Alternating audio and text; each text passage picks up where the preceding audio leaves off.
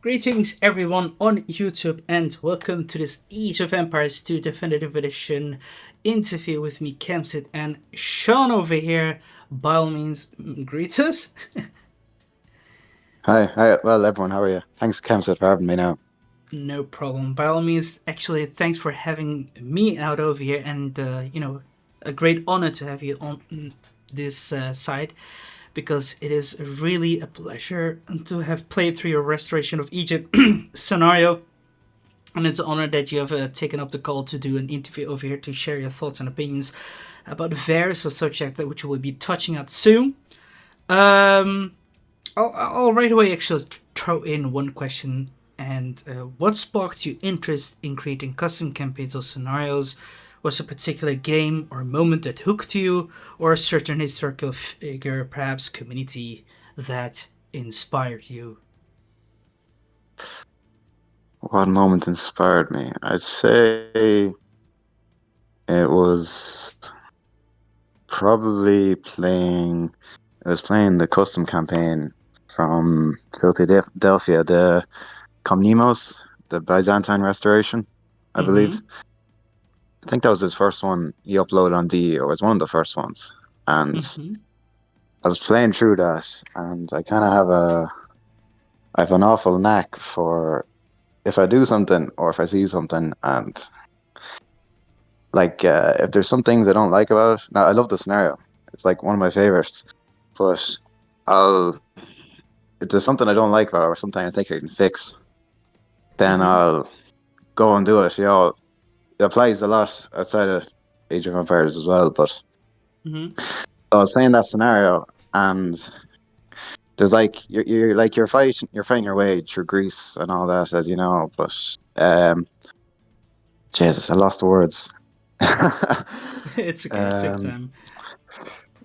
No, it's like you're finding your way, and like you're supposed to be conquering Greece and Mm-hmm. Italy and Anatolia and all that, but it doesn't look like you have. Like you kind of just went around and killed all the enemies, but there's no kind of real sense of Conquering. occupation. Oh yeah, yeah, yeah. Yeah, True. like like um like Rome Total War. Yeah, true. I'm sure you played that game. When you go over you conquer your town and you look in the mini map, like everywhere's just the color of your faction, like red, let's say. Like all of it is red, and you're like, yeah, that's all mine. When you're playing through Comninos, it's like the all the grease is kind of empty, just bits of blue, but it doesn't look like you own it. Mm-hmm. So I was playing to it, and I remember this well.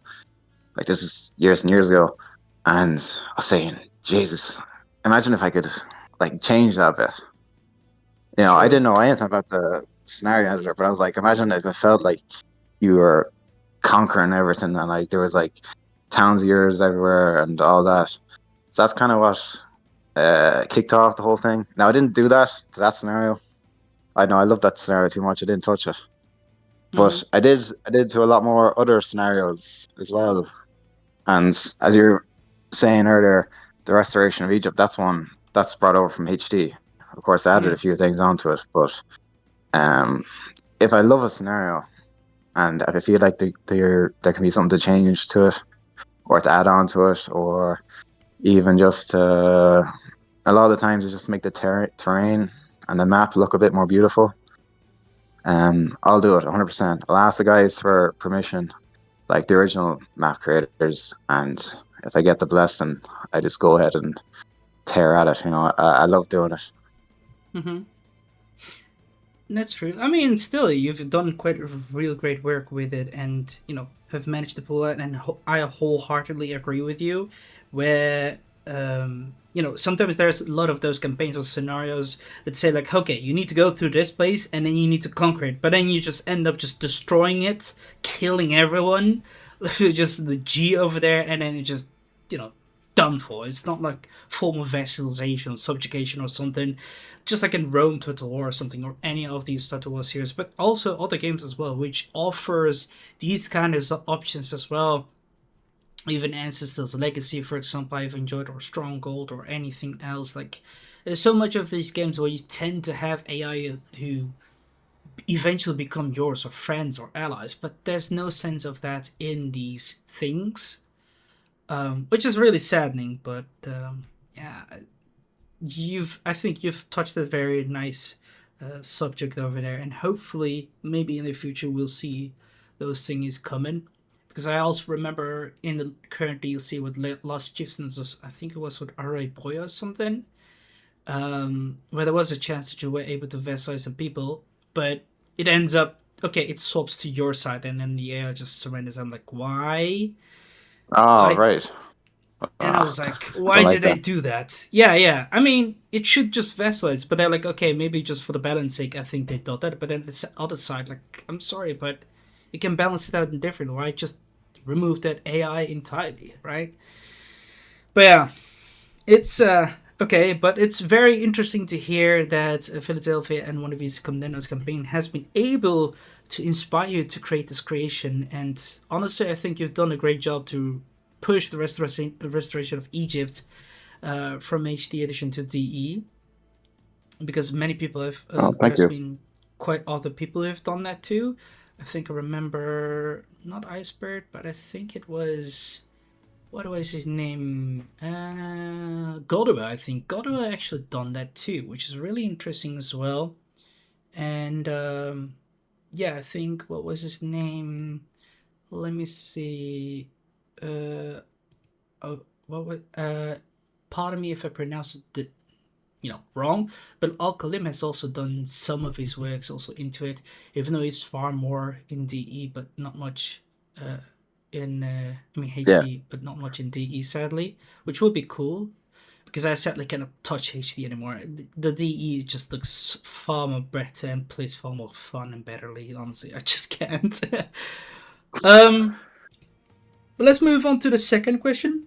Where did you find the most inspiration from? Like perhaps something games or books, movies, or real life events, especially when you created like the restoration of Egypt. Like, what drove you to create such campaign or scenario? Um, what inspired me? Jesus, that's a Yeah. tricky one. I Mm-hmm. suppose. Um, well, when I was bringing, because that was a campaign. I think it was Bronze was his name on HD. Did the original, Mm-hmm. and it was, and then I brought it over to the asked him, and he said it was okay. And then I suppose inspirations. Jesus, that's a hard one. Mm-hmm. Um, I'd say for like because at first, especially the first, my knack was kind of terrain and editing to the terrain and all that. The Mm-hmm. biggest inspiration for that is definitely, I'd say, Andy was definitely a big one. And there's a few other fellas as well that used to play multiplayer with. Um, Nikki and Rufus Forest as well, and Invictus. They're like they're like excellent map makers, but they only really make multiplayer maps. Mm-hmm. And they kind of we play the maps amongst ourselves. Now I'm like I'm a terrible player, but like I enjoy looking at their maps. Andy was a great player now, and he made probably my favorite maps. But even his style of map making, I loved. Like I absolutely adored. Like the way he kind of uh, it's almost like a painting almost, and he'd have everything kind of flowed together so well. Like it wasn't if you, especially if you look like a very classic Age of Empires map, like from way Mm-hmm. back when. It's very kind of cut and dry. There's road, and then there's maybe a grass patch, and then there's forest, but it's kind of very blocky. Like there's one thing and there's another thing. That doesn't all blend together as much.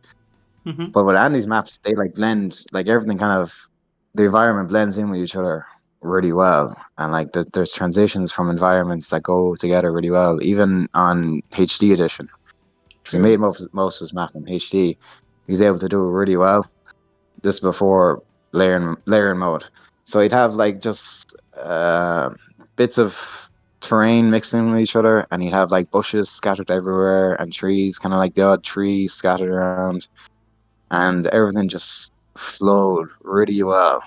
It wasn't nothing kind of um how do I describe it?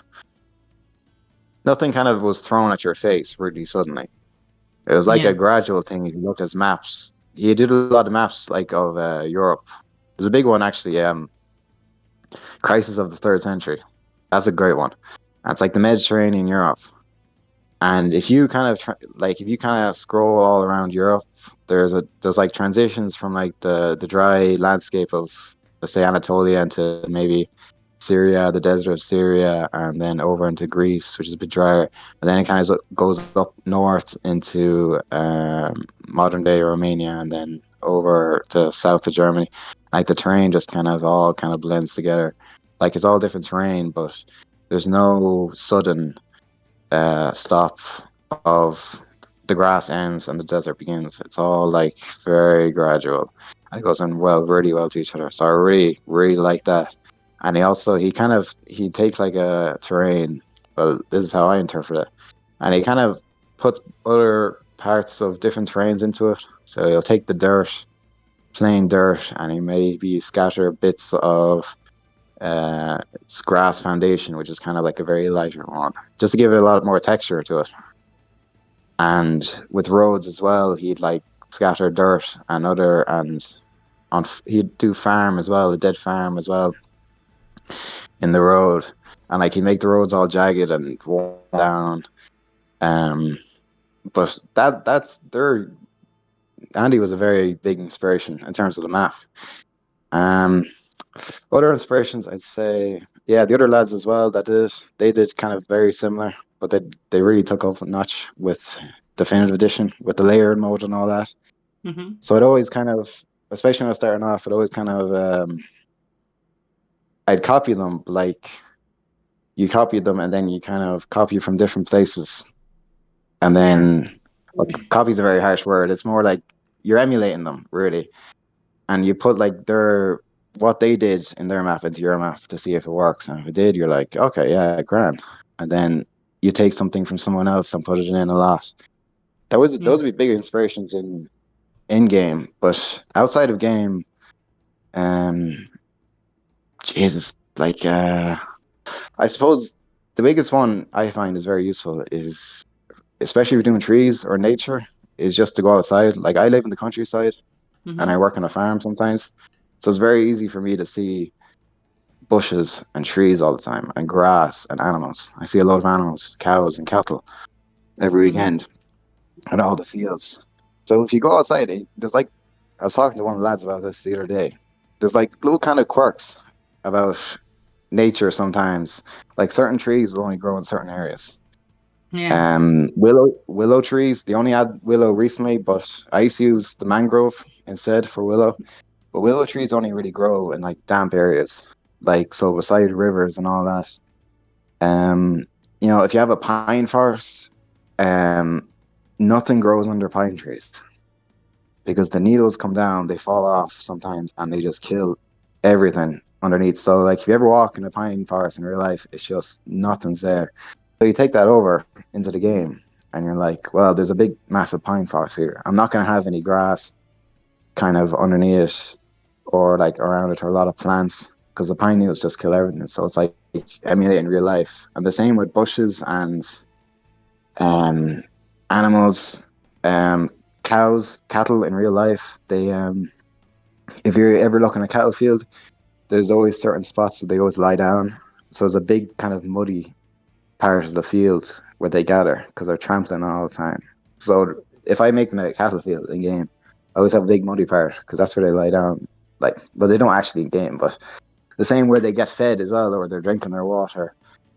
Um, Stuff like it. Like there's another cool one. I remember years ago we went to a beach and remember they were explaining to us in geography class. Yeah. There's a reed. I'm sure you know the reeds. The tree. The Uh, reeds. I do. I do. Like you The use reads on the are shore. often demanded in many places. They're everywhere now, but they're Yeah. great. But if you see, uh, in particular the Irish coast, on a beach, there won't be like reeds right beside the water, but there'll be a True. grass that kind of look like reeds, kind of up on the dunes. And Yeah. so, they're up there and they're like holding all the dunes together for roots, so the sand doesn't blow everywhere. So I'll say, oh yeah, that makes a lot of sense. I'll put that in the game as well. So on an ocean, like if a map borders an ocean or anything, I won't have a lot of reeds beside the water, but I'll put like a load of them on the sand. It seems a bit weird, but like if you know the real life thing, it's accurate. I love it when it's kind of accurate and it's real. It kind of takes you into the game a lot. Yeah. I'd say those are the biggest kind of inspirations. Jeez, I can't really think of anything else now. Mm. 'Cause my whole stick is Yeah, just that's painting the that's map. I love painting the map. yeah, no, that's certainly okay. You've already like offered quite a lot of perspectives of what has been really been an inspiration when you create these maps, be it from people from DE back in the days community, or real life can definitely offer a lot of inspiration too. But I was literally like, just wondering as well, like what made you actually also create a theme around the restoration of Egypt? Because I don't see that much often. It's often people going around like Rome, Byzantines, or lately just like England, France, or the Middle East. Lately, there's also a lot of China going on now, but not much ancient Egypt something or ancient era. There's Christophers himself or Lorenzo have definitely tried to go for ancient eras as well. Icebert himself too, but yours just literally touched a niche era, and I was like, what made you like, okay, I'm gonna make this right away? What made you go forward with this? Well, Jesus, I couldn't answer that question because it was Bruns made the map originally, the Mm. original version, and he did it as ancient Egypt. And Oh. I think his reasoning was he had I see, I think I still have it in the hints in the game, but he had Mm. the map originally on HD, and he was inspired by Kings and Generals video, Ah. and he kind of just went ahead and just made the map based off that. Now, I always love deserts, kind of desert biomes. So when I was playing, I Yeah. loved it already. But Same. I kind of love more the mechanic of it, of bringing the architect to the base to upgrade it, like Same. building the Yeah. base without, without directly building it. I Yep. love that. I was like, Jesus Christ, I gotta use this somewhere else. This is so cool. Never seen anything like it. So True. you'll have to ask that man. Actually. I don't think I have him on Discord, but yes, I must find him out. Find out someday.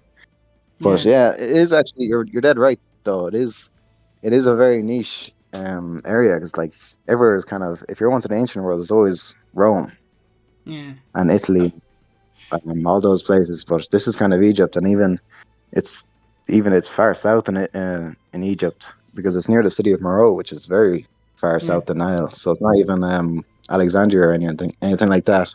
True. But True. yeah, you have to have that man now. True.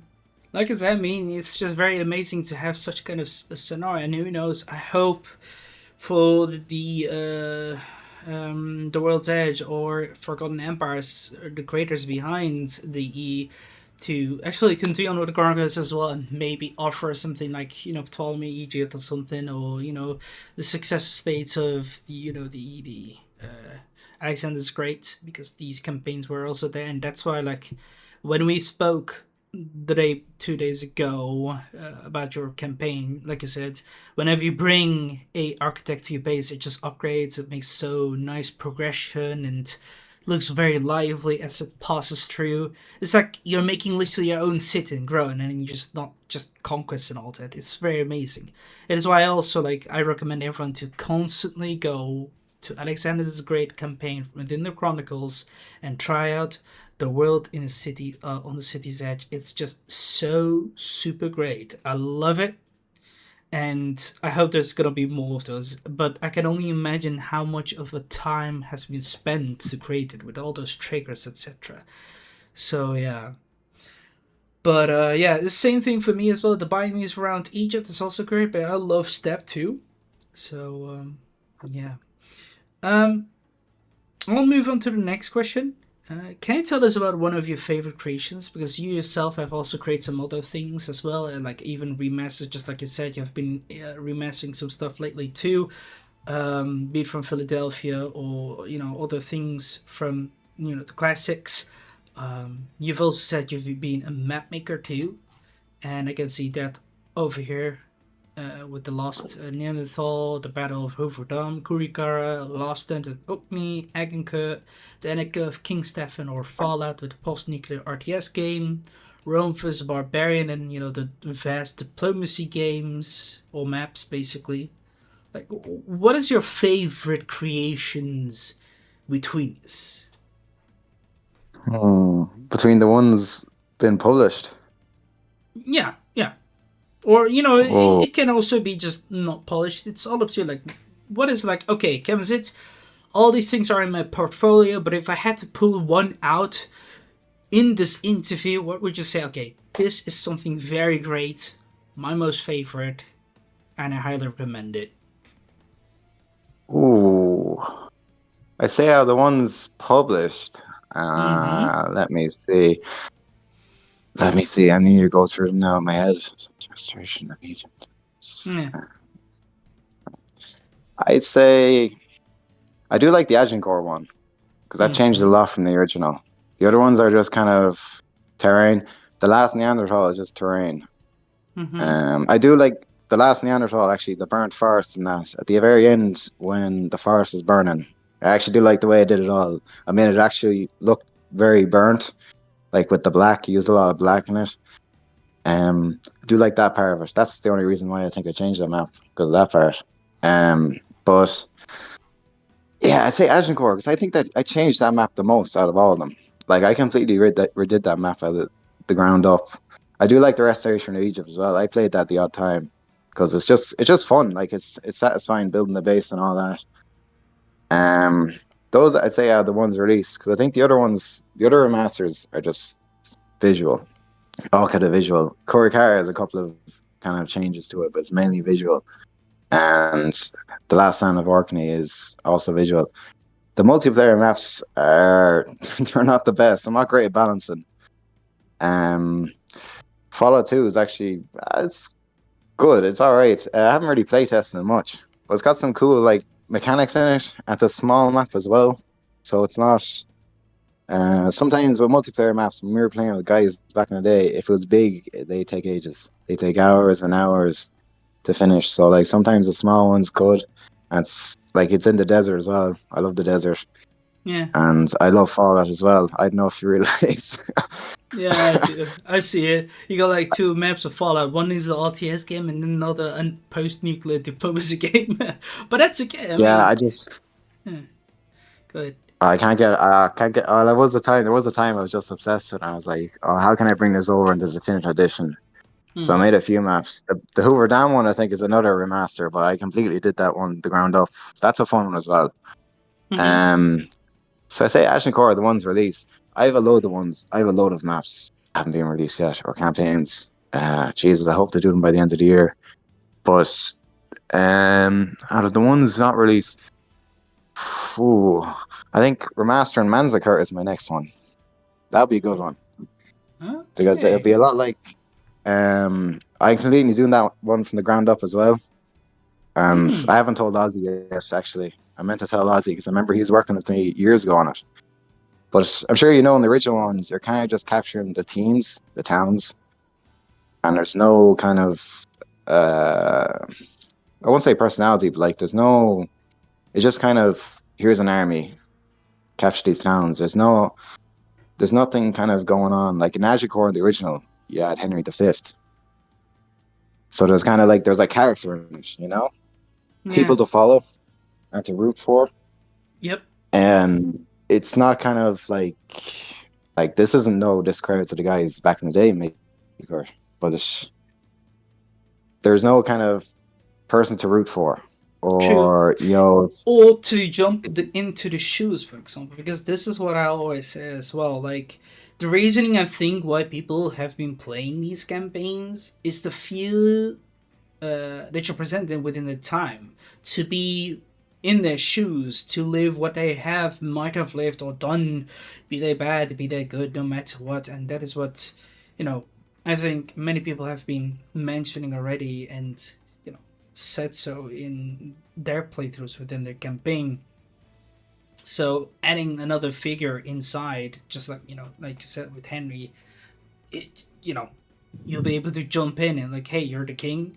You just go around, kill people and all, and command and conquer, etc. Right? So it's always great, and too bad they didn't do that Yeah. in Menzica too. Like, it's a very history changing, battle there. Like, so yeah.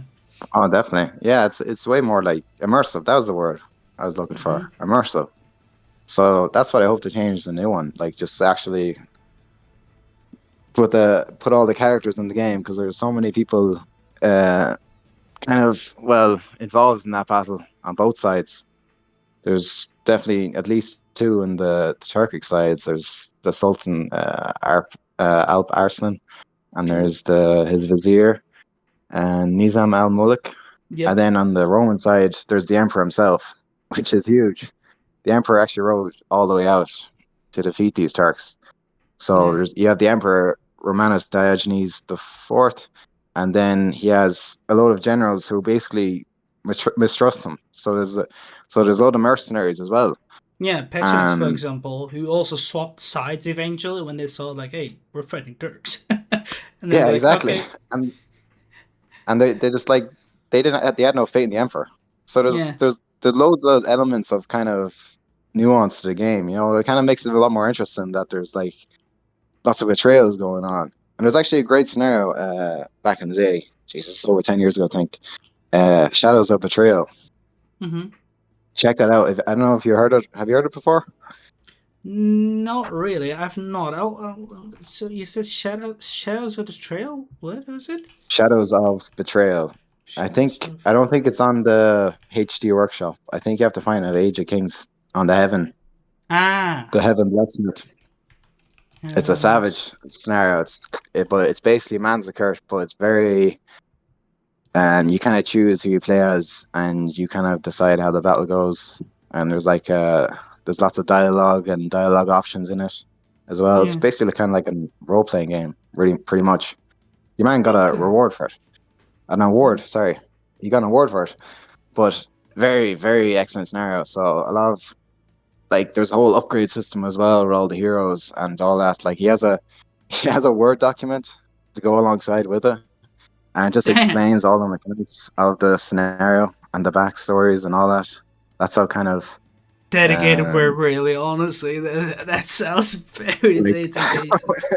like when it has a word document, oh, it's intense. So it's a very good scenario now. But I'll check that out for sure. I'll definitely look at it. I don't think I remember such because I did also play a lot of things in Heavens as well, but I've never heard about this one.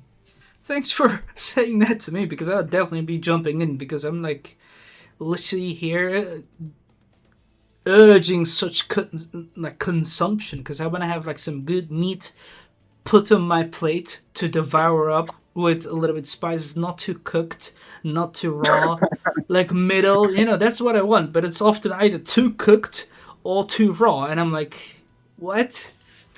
Where is this? I'm in a restaurant. Come on. exactly, you want medium rare, you want perfect, like just right. Yeah. So I'm definitely looking forward because that's what how Menziket was. It was just too dry. Again, no offense to the creators at all. They've done good, and I think as time passes by, people start to innovate, people start to offer different perspectives and learn things, right? Especially if you create it at the beginning, you get better and better, and then you start making more stuff and better ones as well. And then you look back, I don't like my map anymore. But I'm like, that's your beginning. That's how you were. This is the adventure that you have partaken with. So be proud of what you've been creating, right? Like you're still feeding off Exactly, from yeah. it. So yeah. But okay, no, I'm definitely looking forward whenever you have created and or will be upping. I'll just wait for it. Even in my DMs or my Discord, you'll say welcome anyone because right now there's I no just other that I can play through right now. Oh yeah, don't worry. I'll say it'd be maybe a few weeks. I All should have right, been. There has to be loads more, loads to finish now. So before the year is over, all want to right. get through Well, everything hopefully. So I'll just There's a lot of Uh, them, but I'll hold you I'll be on to sure to tell that. you. I'll hold you on to that. All right. I'll move on to the next question. What is your most favorite campaigns from the classics? And with classics, I mean from the Age of Kings and the Conquerors, right? So you can't go past Yeah. the Forgotten Empires or something. Oh yeah. Oh no, that's easy. It's Saladin. All I right. love that campaign. Yeah, oh Okay. yeah, I adore it. I used to play it. We used to have my granny like maybe 15 years ago gave us her old laptop. It was pure shit, but like it had no mouse or anything, and we had the Age of Mm, Conquerors on disc, and I just played either Saladin or I was playing skirmish or standard game the whole time. But mm-hmm. yeah, no, I love that campaign. I love everything about it. I think it's like 99% perfect. I mean, just I don't know. There's something about it. It must be because it's in a desert as well. But You know what I think? It is just you've been watching too much Kingdom of Heaven or something.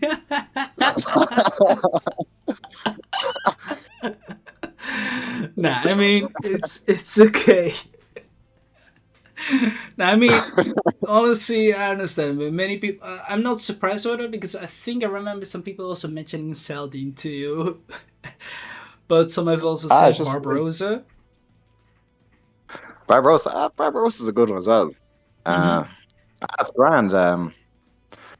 Jeez, yes, I think Saladin. Jesus, sorry. Hmm. No. Genghis Khan is a great one as well, especially the first couple of scenarios, first few scenarios, Mm-hmm. True. True. especially into China. I love that one as well. And let's see what else. Jeez, I'm trying to think now. Attila the Hun, the first mission when Yes. you're with Bleda the Hun at the start. That's class. The way it's like multiple ways to go about how you dispose of Bleda. I thought that was amazing back in the day. Like I used to restart the scenario and just like find out different ways to kill them, or I'd run away.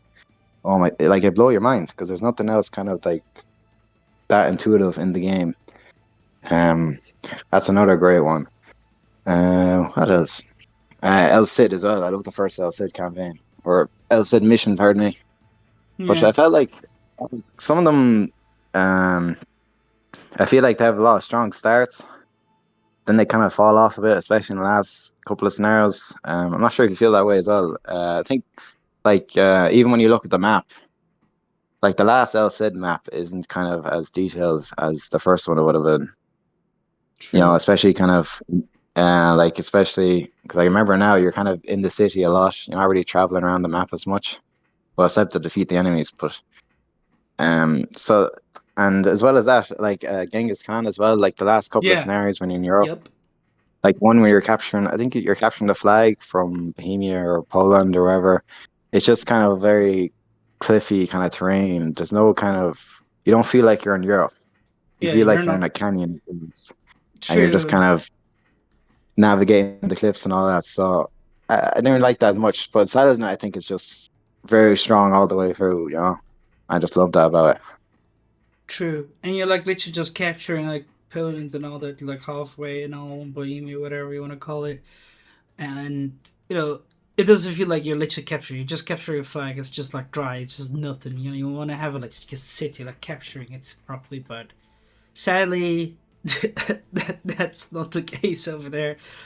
I personally definitely also agree. Like with the beginning scenarios, like always tend to have so great voice acting and like, behold, the horde of Genghis Khan approaches, and it's just so amazing. Really, it's just so fun.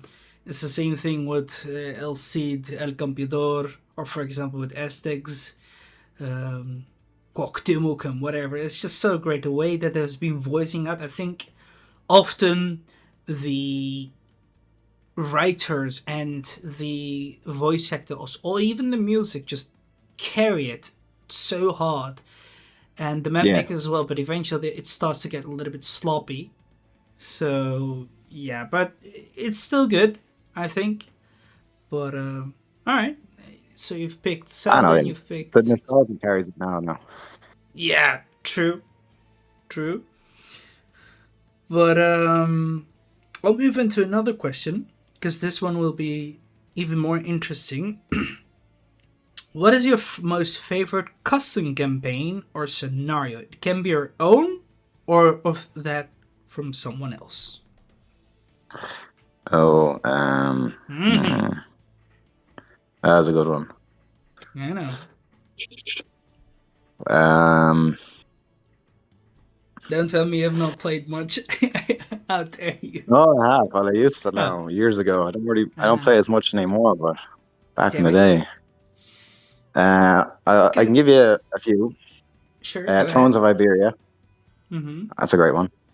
Mm-hmm. I love that one actually. Thrones of Iberia. Um, the Comnemos one from Filter de Via. Mm-hmm. Um, ooh, let me see. Alkalim's Strongbow. That's Hmm. another great one. I love that True. one. And the way there's like multiple choice. Um, let's see. Jeez, you put me in a spot here. Custom campaign. Oh, the Battle of Blue Waters. That's a great one actually. Yeah. By I think Bassi did that, didn't he? That was a Yeah, very yeah. fun one now. True. Um, Aussie's Alexander the Great. That was a very good one. Together with Christophers, they made it together. It was a nice collaboration together. And that one was very good too, I agree. Yeah, I know it was very, very fun now. Some of the maps now were like very fun, and the one where they're in India, I think, and there's a big desert that kills your troops. I love that. That's True. savage. Yeah. Um, and his the let me see. Um, Jesus, I'm trying to think now. Hmm. Hey, Thrones out here, Strongbow. Oh, the original Restoration of Egypt as well. Yeah. That's a class one. Yeah. But that's your own. If you're thinking But it's of, fine. if you're gonna, That's okay. That's okay. I know, but the original one is bronze.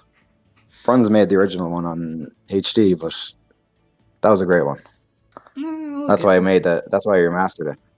Yeah. But I suppose yeah, those ones are kind of strike me out the most. There's loads of multiplayer maps as well. A load of the maps, sorry, a load the lads made as well. Mm-hmm. Um, you mind if I throw a few in there? Go for it. Savage. Okay, let's see. All right, the Ancient World. That's a very fun one. That's by Rufus Forrest, I think. Mm-hmm. Andy's Crisis of the Third Century. That's a great one. But like they're very kind of trigger heavy. Like you won't get them the first time around. You have to keep on playing them, but they're very fun. Yeah. Let's see. Uh, oh, You're yeah. of Fire and Sword is another one. That's a very good one, and that's a very unique one. It's when the Mongols are invading, Yeah. like Russia, like Novgorod and all that, and True, there's yeah. Lithuanians in it. Like, if Yeah. you're not like building and destroying, your army just keeps spawning, Yeah, I've played that. It so you was can just like throw men at them. yeah, So yeah. it's really fun, like just play with them. But those are, I say, those are ones are my favorite now. God, I need to go think about that now. I know, right? Yeah. It's always fun to just jump in back into nostalgia of the good old days as well. And that's something, like I said, these things you don't see that too much often, even though it would be very awesome if they just, mixed it up into other scenarios as well. Like, there's so much possibilities, but yeah, it's just so saddening. Okay, Ah, any more? jeez, I don't know. I'll be Oh, thinking about this all night now. What could I have yeah, said? then, I haven't and by listened all to it. means, you can think about it all you want, but bear in mind, I've got more challenging questions for you. Like I said, it took me some time as well to make this question list, so I'm not gonna make it easy for you. I'm certain you've seen the other videos, but like I said, these questions they hit hard, and the next one is gonna be Oh, even good. Bring more it on. harder. Bring it on. Alright, here comes next one. This is six. What have been the most challenging moments in your journey as a custom campaign or scenario creator, and how did you overcome it? Hmm. Ooh. Like, some people have Uh, said trigger works, some people say burnouts. What was your um, challenging moments when you were creating custom campaign scenario and you had to overcome it? hmm. That's a that's a good one. I know. Jesus. Well, all right. Let me have a think about this now, because I definitely had burnouts as well. I have had loads of them, Yeah, I know. but How I how everyone listens. how would you overcome burnouts, for example? Because like I said, it is quite often. I think it's like 7 out of 10 of the creators, or maybe 9 of the creators have actually mentioned it. How do you deal with them, for example? Oh, me personally, Mm-hmm. and nowadays I just if I burn out, then I kind of just tell myself, well, you've been playing for a bit too. You've probably been playing too much, so just take a step back and do something else, and then come back to it. Okay. And that's advice, actually. That's good advice for Anton. Yeah. Um, who gave me that advice? My guitar teacher, actually, years and years ago, when he was teaching me guitar, and he said if you can't get like a chord or something or a melody, just leave it for the day and come back the next day and just attempt it again, and you're more than likely will get it. Okay. So I kind of took that advice to heart. So that's what I do with burnouts. If you haven't burned out, more than likely you're just kind of playing too much. So just step back, do Yeah. something else, and then kind of come back with a fresher mind. Because it's horrible if you're playing with burnout. And like it's just you don't feel like you're getting anything done, and you're not. But yeah, more than likely, definitely had a few burnouts now. But trigger work is probably the biggest, or even um, yeah, I'd say it probably is trigger work. Mm. Or dealing with like kind of more complicated triggers, Mm-hmm. like modify attribute used to be very kind of buggy. I don't know if it's still as buggy anymore, but some Mm-hmm. of the buggier triggers, or there's like certain things you don't find out until you play Easily. the actual scenario and you're like, oh, that trigger does that as well. Like the so that can kind of throw you off and you're like, well, why the hell isn't this working? Then you spend Mm-hmm. ages and ages and then you discover it's a simple trigger. Like, for example, I think the change object name effect I used to use all the time in my Fallout scenarios. I changed the units to be like the how do I say people from the Fallout universe. So I'd have like normal units. I used to call the women or and the men like the villagers and Caesar's Legion slaves. So I'd Mm-hmm. have a change object to be more accurate. So I'd have a change object name trigger effect on repeat. So every time like a villager was created, they changed the name automatically. But what I didn't know is if you change the name of an object, I'm not sure if it's like this anymore, but it was back in the day. It once their name is changed, they can't receive any upgrades. So like any of the village upgrades in the town center.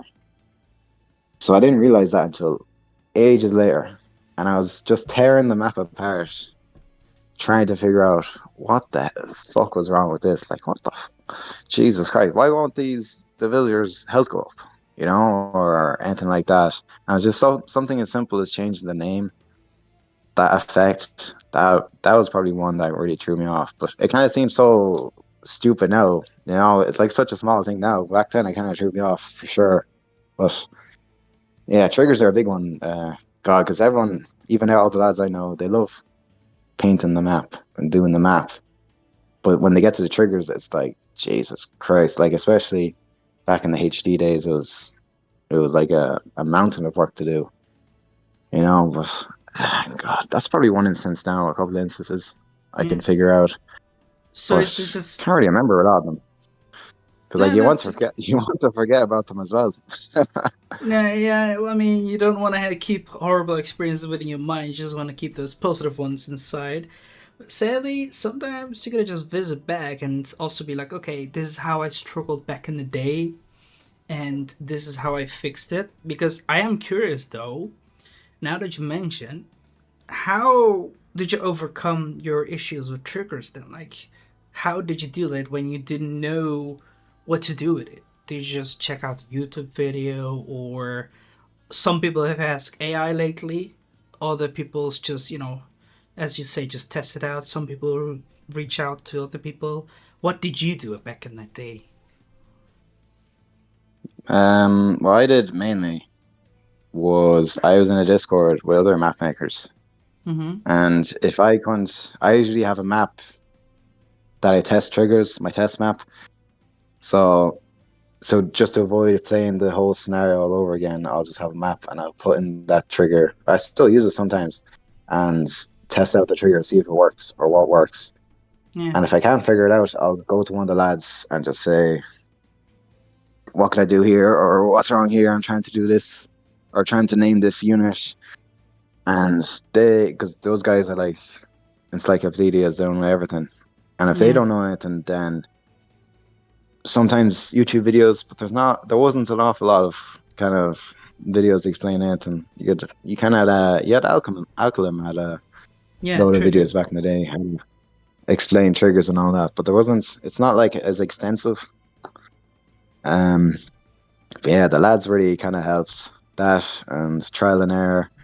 Or uh if there was another scenario that had it, like the campaign, if there was a campaign, I just open up the scenario file of the campaign and just go into the triggers and just like see how they did that and just copy it over from that. Because I didn't really want to like annoying the lads a lot. Like otherwise I'd be asking questions every single hour. So I just kind of go into because usually the triggers would be inspired by the other scenarios. I go into them, I just kind of take the triggers apart, dissect them and see what worked or what the original author did, and then I'll put it into my map if I'm confident enough, or I'll put it into like the test map and see Yeah. like if it works. They change it up a little bit. That's kind of how I did it with the triggers, but like they still kind of throw me off to this day. But yeah, that's pretty much it. It helps if you're with in a community of other kind of map makers because like more than likely they're gonna know even if they don't know more than you, they'll know stuff from their own experience that you might not know. They True. could be True. making way different maps than you. Like they can be making multiplayer maps and you're making single player, but they know they have encountered different problems and overcome them. So like you kind of share those ideas and those solutions to the problems. So it does really help when there's other people. Um, Exactly. but yeah, those are the kind of the two biggest ones now. And I definitely recommend to anyone who's kind of going to map making to join one of the discords. True, highly encourage it, especially Aussies, for example, to go forth with it. A wholesome community growing there, and definitely a lot of helpful people over here to offer you constructive feedback or hints, tips, tricks, etc., and answer any of your questions that you have, which is really great. Okay, that's pretty clear. Moving on to the next question. Have you collaborated with other creators? If yes, what tip would you give for successful partnership in the community? If no, would you be up for collaborations? I have a couple of times. Mm-hmm. Well, it's more. How would I describe it? Um, oh yeah, a lot of the time would be I'd make a map like my Corey Cara remastered. I think I had a couple of lads from the Discord server like just test it out and just to see what if they had any ideas or something like that. And later on, I was collaborating a bit with Ozzy. Mm-hmm.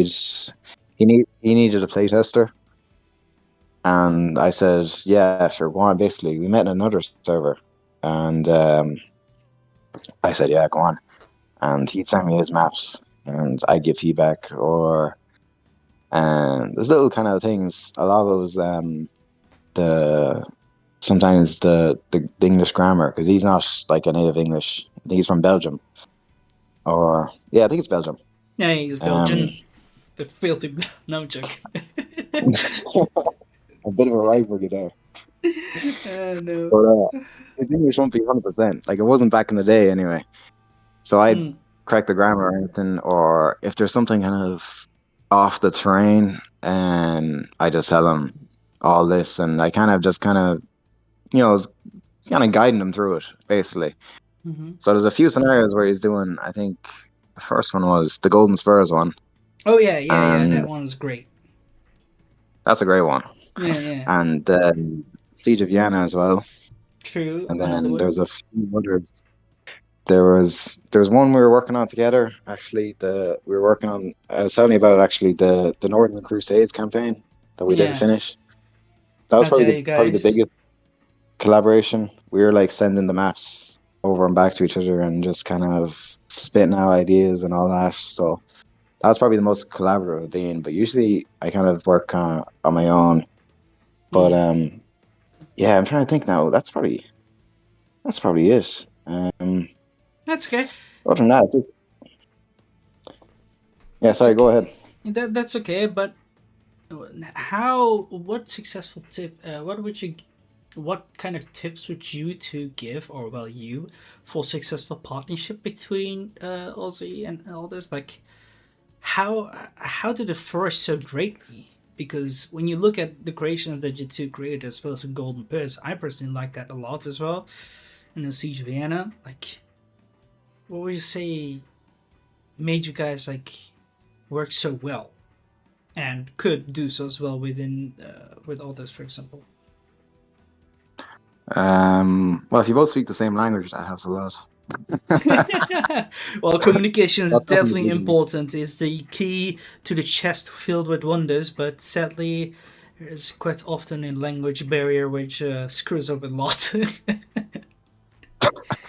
Ah, yeah, but I'd say I don't know. The other thing is definitely if you know, like at that time, I was kind of um I'd be correcting Ozzy's mistakes, but I'd be very patient with him. Mm-hmm. You have to kind of you have to have a lot of patience. It's not that he was bad; he was actually very good, but it's just kind of he didn't know some things, and I'd be telling him about them. But you can't um how do I explain it? Not everyone's gonna pick up on the stuff that you picked it up. I picked up on stuff pretty slowly. He actually picked it up very quickly, Mm. but like it was very different. Like you can't. Not everyone else is like you, basically. True. So even sometimes give them time, and then they're just all right. We can like you fixed already, or you did that like that.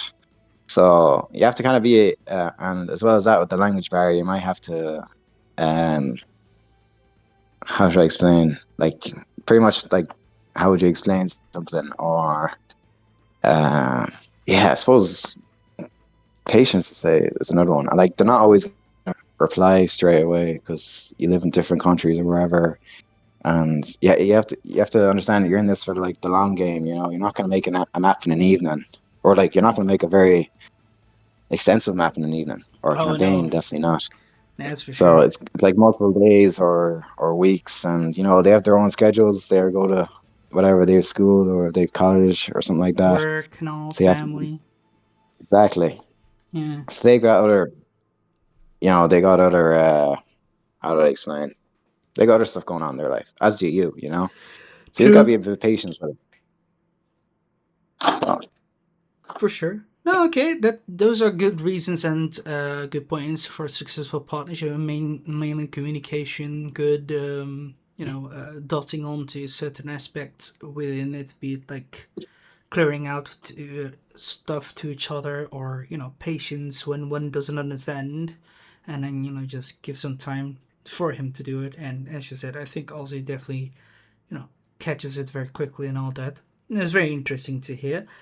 Um, Moving on to the next question, but actually, before I do, in case if anyone was interested in collaboration with you, would you? Oh, So let's Jesus. say after this video, there's a bit like, hey, this guy seems pretty friendly, and Sean is very ambitious. They're like, okay, Sean, would you be open to collaborate with creating something about Ptolemy Egypt, for example? Would you be interested to do that? Maybe. Like, that kind of depends. Hmm. Um, right now, well, if hmm, Jesus, I'm very busy outside of kind of Age of Empires, so I kind of just work on it on my own kind of time, and I do Hmm. like that. Maybe back in Hmm. the day, I had a bit more time, but oh, yeah, maybe. It just like I don't know. I'd I work a th- lot more if I was interested in the subject. So it depends what the campaign was, or if it interests me a lot, I might put like. I know it's kind of bad to say it, but I would put a lot more effort into it and all that. if you're interested. But yeah, or if it was unusual, like something unusual, will definitely spike my interest because it's different. Yeah. Like you see loads of kind of maps about Rome because everyone kind of loves Rome. Yeah. Yeah. But if there's map, like you said about Ptolemy or some really like niche kind of civilization or kingdom that was in the middle of nowhere, I'd be like, oh Jesus, like this is like something cool. It's something different. It's something new. Yeah. So like I might be willing to work on that. But other than that, it's kind of I just like to work on my own stuff for the moment. But It's I okay. mean, depends. They have That's to okay. if they give you a good pitch, good sales pitch. Yeah, yeah. Well, here's a good sales pitch. How about you and Ozzy finish the Northern Crusades? God damn it. No, I'm joking. Patience. Remember what I was saying? Patience. I know. Right, right, right. I'm gonna stalk you two's DMs from now on. No, I'm joking. Oh no. Fuck. I'm joking. What have I done? Just pulling a leg here.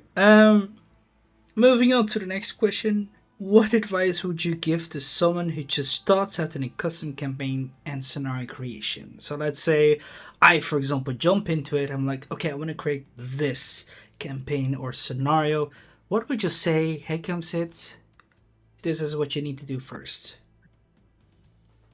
Um well, the first thing I say is like just make something and then you can kind of if you're unhappy with it, you can go back and change it afterwards. Yeah,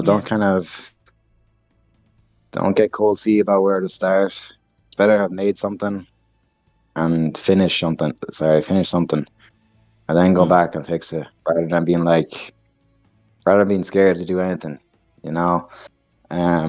Like even if it's something very, very basic, as it would be yeah, the start. So we're mine to start. That's fine. And then you can show pictures of someone and people who are more experienced and be like, how can I change this up or whatever. That's a great way to start. Just kind of doing something and then taking the whatever constructive criticism, whatever you want to call it, and taking it and then applying it and then doing it again and again. But what I found worked for me was just copy someone else's style. So in my case, it's Andy's. Copy his Andy's style, and then keep kind and of move on from there. using it or utilizing it. But I keep kind of using it, but then copy something from someone else's style and bring it in, and then or maybe change up the style a little bit, and then over time you kind of change it so much that it becomes your own style. Yeah, Like you change so much about it. Um, it's kind of like playing an instrument. When you play an instrument, you can play like whoever Jimi Hendrix. If you want to sound like Jimi Hendrix, you can just copy him down to the very finest notes and whatever techniques he used. But then, kind of over time, you're gonna find other guitarists who you want to emulate. But yeah, you won't drop the Jimi Hendrix style that you learned. But you'll bring in other techniques from someone else, like Eric Clapton or Angus Young or whoever, and you bring it into your own guitar style. And then soon enough, you have like and amalgamations of styles Yeah. that are just kind of unique to you. Yeah. So that's kind of like the way I look at it. It's like a big amalgamations of sorts, and that's kind of you're the only one who kind of does that True. style. So if you copy from someone else, it's a very big help. Like, what's the saying? The finest form of flattery, wherever the fuck the saying is. Imitation is the finest form of flattery. I think that's the one. So if you imitate someone else, it can you can jump your scenario, make it in leaps and bounds. Even the campaigns are very good. Some of which one is it? The Edward Longshanks one. Is that the one? Yeah, with the Lord of the West DLC. Yeah. Yeah. That's Yeah. like a very well.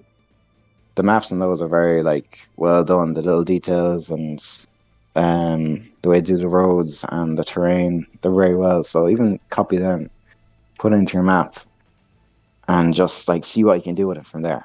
You know. So that's what I'd say to him. True. True. I wholeheartedly agree. Just jump in, copy something. Don't need to start from all the beginning and just mix match something and just make it up and just put it in. Be innovative and try something out as well. That's always very good. Okay. Um, moving on to question 9. When you design a scenario or a campaign, what comes first for you? Gameplay wise, challenges, storytelling, historical accuracy, or fun, and why? Ooh, Mm-hmm. I used to love accuracy. Okay. But then accuracy can like at the end of the day is it is about the fun, the enjoyment. Mm-hmm. Um, but if I'm making something, I'll make the map first. I'll make everything else kind of around it. So yeah, I'd say definitely how good the map looks. Definitely, I think it comes first. Even if the scenario is shite or if it doesn't play well, then at least the map actually looks pretty good. But after that, um, always kind of have like to have a couple of gimmicks in it, like cool mechanics. Well, not always, but like most of the time, I like to have these.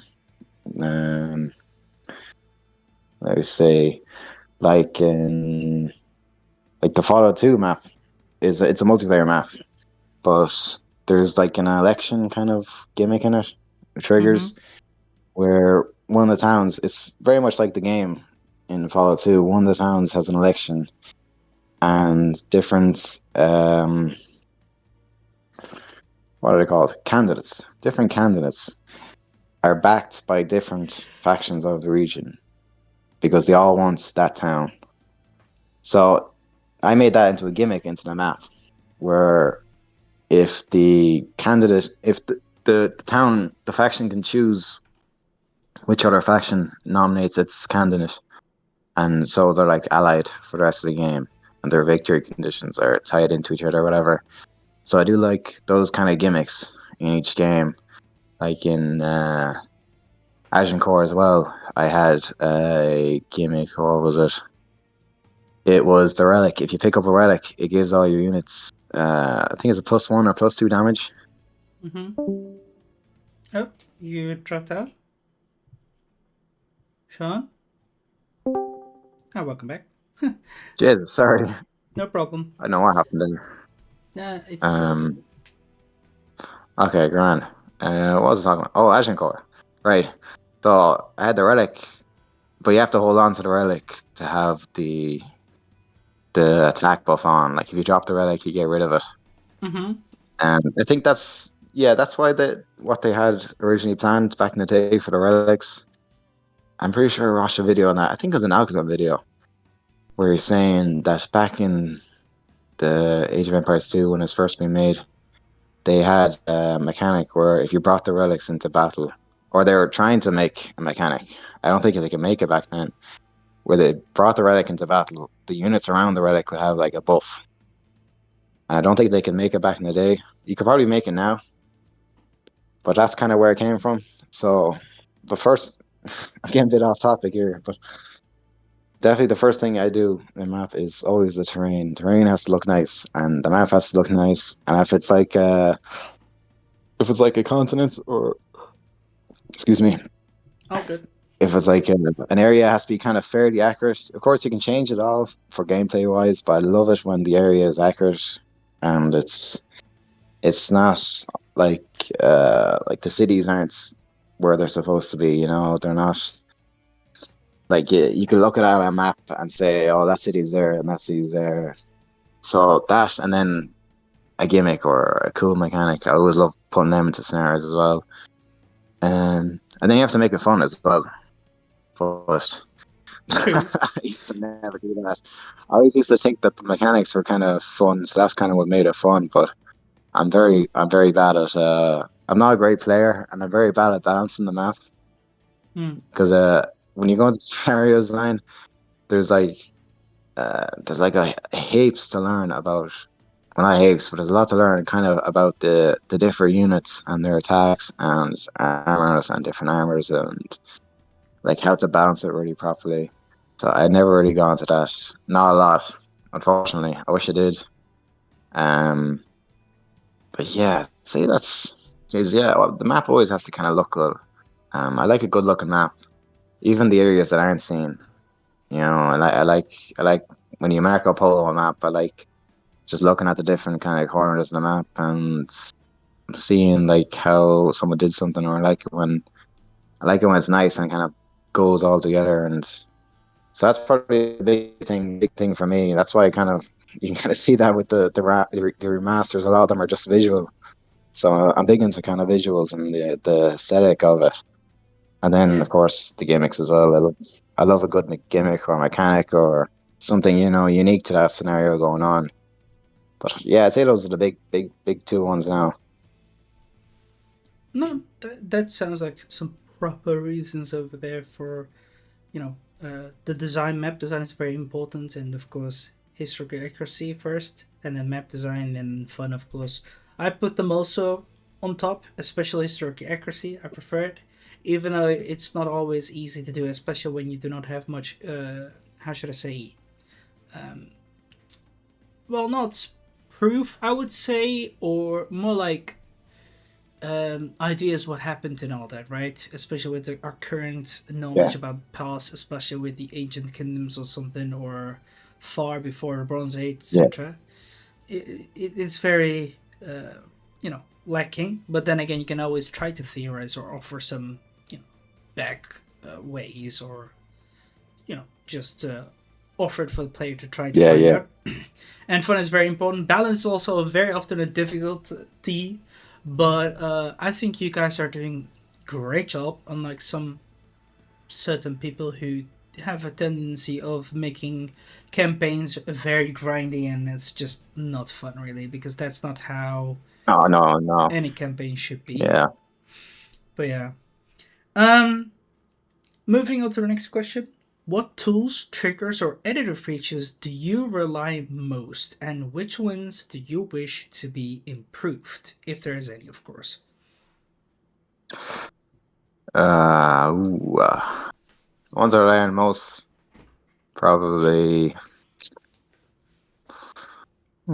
display instructions. I like that one.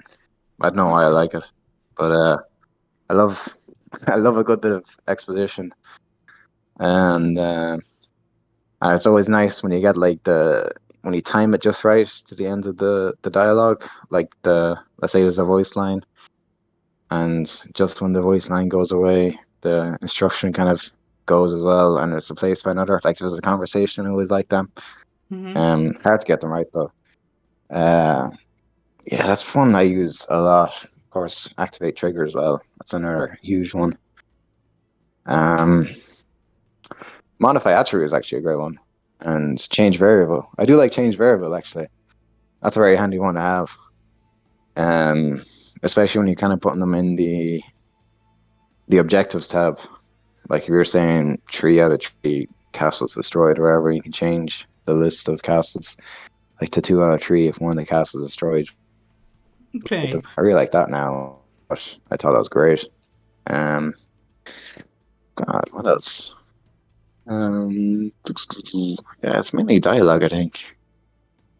You know, if I had to change, if I had to improve one, it's probably the modify attribute one as well. I don't know if it's still as buggy as it used to be. Um, Definitely that one could use some improvement. Or I So think, the dialogue and attribution point? yeah, That the that modify attribute, yeah. ah, okay. Alright. Okay, that's an They're handy. interesting. They're handy ones now. I think modify resource as well. That could be a bit buggy as well. And sometimes with the new updates, they kind of there's like unused ones in it. And I know some of the guys use the unused ones, but if they change that in an update, it kind of destroys like the whole multiplayer map that kind of relies on it. Hmm. Because they take the unused ones and the devs they make it a new one essentially. But that one can be a bit flimsy at times. I'm not sure now. I've only got back into map making recently, but I know back in the day they were buggy as hell now. Um, Jeez, what else? Because they've done a lot like with the triggers in the past while now. Oh yeah, they're Um, they're they're bumping up the editor even more better, and they're gonna be coming more. oh, that's good though. I love that. I love that Yeah, they're doing so much for it. true. But oh, do you know what could use an improvement actually? I don't know if this happens anymore, Mm-hmm. but I remember one of the lads saying if you used was a modify attribute, if you change an object ID, if you change the name of an object. Um, I think they said that it used to be broken, where every update that Definitive Edition had. Like if you changed, let's see, what was it? If you changed like a knight to be a villager, to have the name of a villager using modify attribute, was it that? Yeah, I think that was it. And if you use the ID of the villager in, I could be wrong actually. If you use the ID of the villager in the modify attribute, then the next update it'd be broken or something, or it won't Mm-hmm. happen. Or maybe it was change object ID actually. God, I'm getting confused now. But anything, No, it's it's okay. something like that with changing the names, and then every single update of the Definitive Edition came out, it kind of the names, so you'd have to change them back again. S- Something like that. God, I can't put my finger on it, but that's definitely something that needs work anyway. If anything's buggy or, um, yeah, honestly, that's probably it. Okay. No, that's alright. That's understandable. Um, I'll move on to the next question. Has player feedback ever made you rethink or redesign a scenario? And can you share an example? Um, oh yeah, big time. Hmm. Even with the restoration of Egypt, actually, Hmm. I think there was a comment. I think was it before yours or before another one, and they just outlined the problem with the villagers converting to legionnaires and the triggers. It's replace. No, sorry, it's remove object, but it was under civilian. But it was under civilian where it could the animals and stuff could be exchanged for villagers. Sorry, for Mm-hmm. legionnaires. So you bring animals. That's not what I originally had intended. I was just intended for villagers for legionnaires. So that was one like I don't really take them too to heart. Like if someone points out something wrong, I'll just go and change it. So I changed it so it's only villagers now Yeah. that are exchanged. That'd be one instance. It's always kind of like back in the day when we made multiplayer maps and we played them. Guys, at the end of the game, you'd spend ages just like the original Fallout one I made. We spent ages when the other guys when we were defeated actually. I got killed in that map. And when you're defeated in a multiplayer map, you can only really talk to the other guys that are defeated. Like I don't think the guys that are playing still hear you. So I was just talking for ages with another guy on how to like I saying like, yeah, the map's good and all that, but like, maybe change this or that. And I'm like, at that moment, if someone else knows more than you, you just kind of have to submit yourself to them because more than likely they're just trying to help you out. You can't really, um, you can't really take offense. You can't don't get your ego into it at all.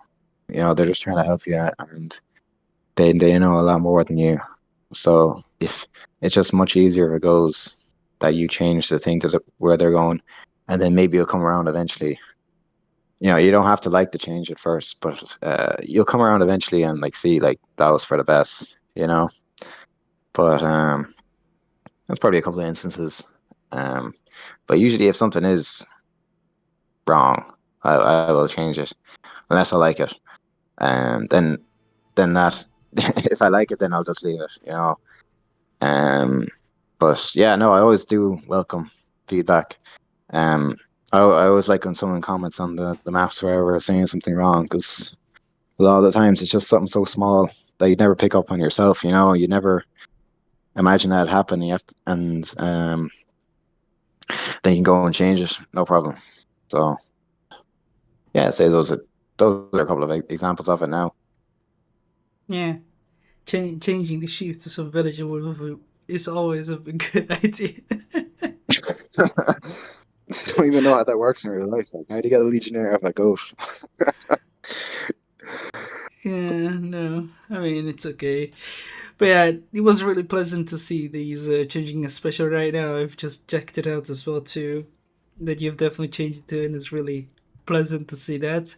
And as I said, not everyone is open to constructive feedback, even though it feels like as if, for my case, whenever I offer things, even though I can rant out of frustration too, when things get too grindy and too challenging and too annoying, especially for moderate difficulty, the creator feels as if I'm coming with a knife at the throat or go on a crusade against them. Well, I'm like, no, I'm trying to offer it. I know my tone can be very high, but then again, it will be very good to just listen to these feedback and all that, and always try to implement it instead of like brushing it off and move on. Like, sure, you can have an ego and all that, but try to be a bit more humble, please. You're not Oh getting yeah, to, that's well. right. So yeah, because at the end of the day, it's for the better good of everyone. So yeah, but good to see that. And hear this as well that people have been able to offer you some changes and all that, and that you're very open for this. I love it. Um, how do you approach balancing the difficulty? So, custom campaign and or scenario is challenging, but still focus on the fun aspect for a wider audience. Oh, Mm-hmm. um, I always do.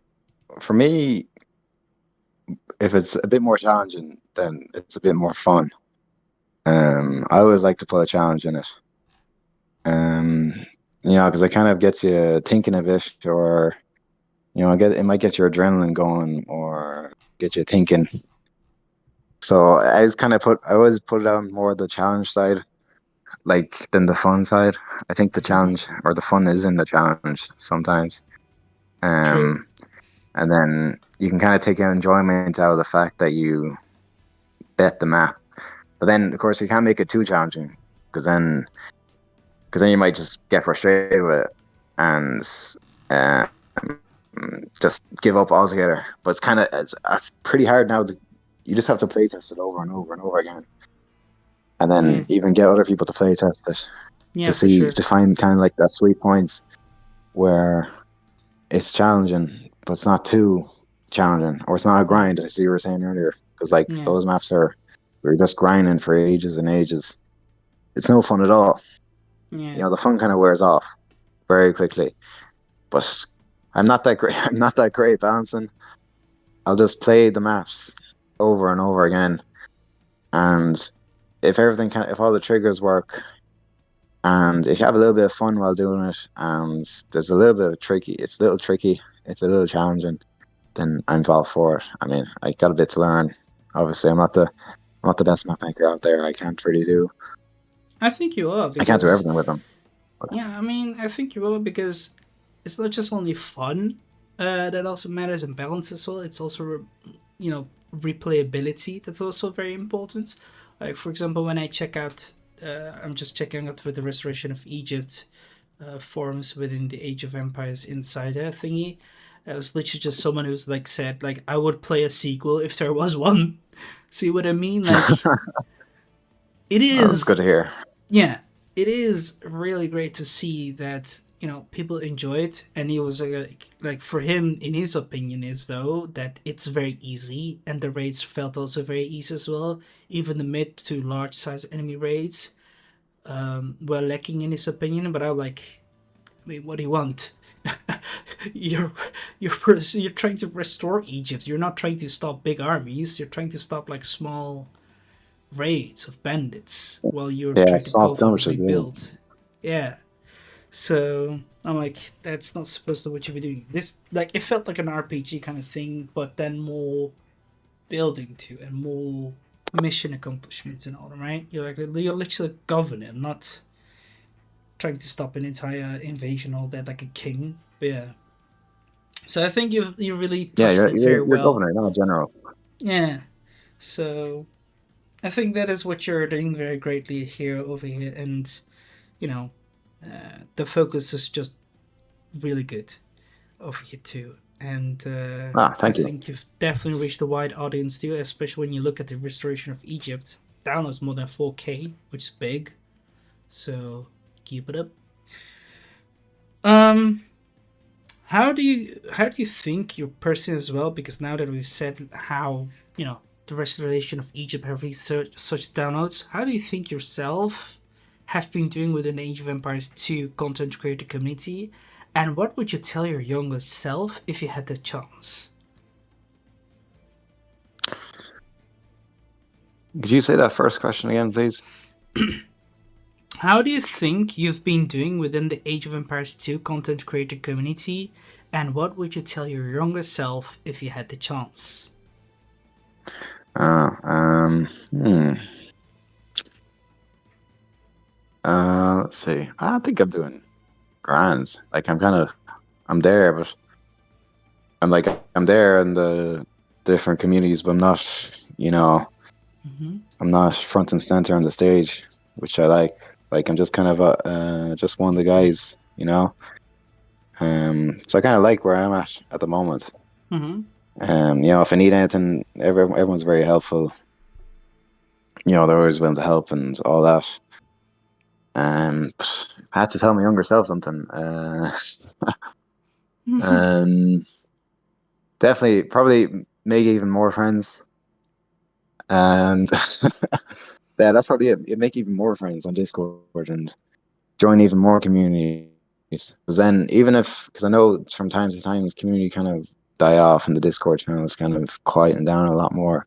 Well, even if to make those friends, and they're there, and they're just very handy to have someone to ask questions about, or if they want your help. You can know all these different people, or someone else is looking for someone. You're saying you could say, "Oh, I know a guy like this," or "I know a guy who might do this." Um, I've had that happen couple of times. I think was it the Age of Heaven Discord server.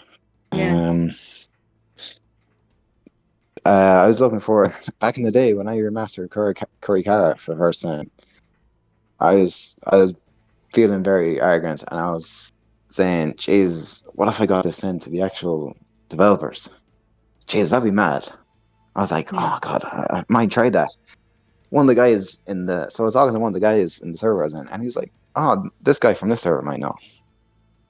So I went over to the server and I asked him. I private messaged him, and he said, "Oh yeah, I can ask this guy, but you have better luck just kind of trying the email or trying on the website and submit from there."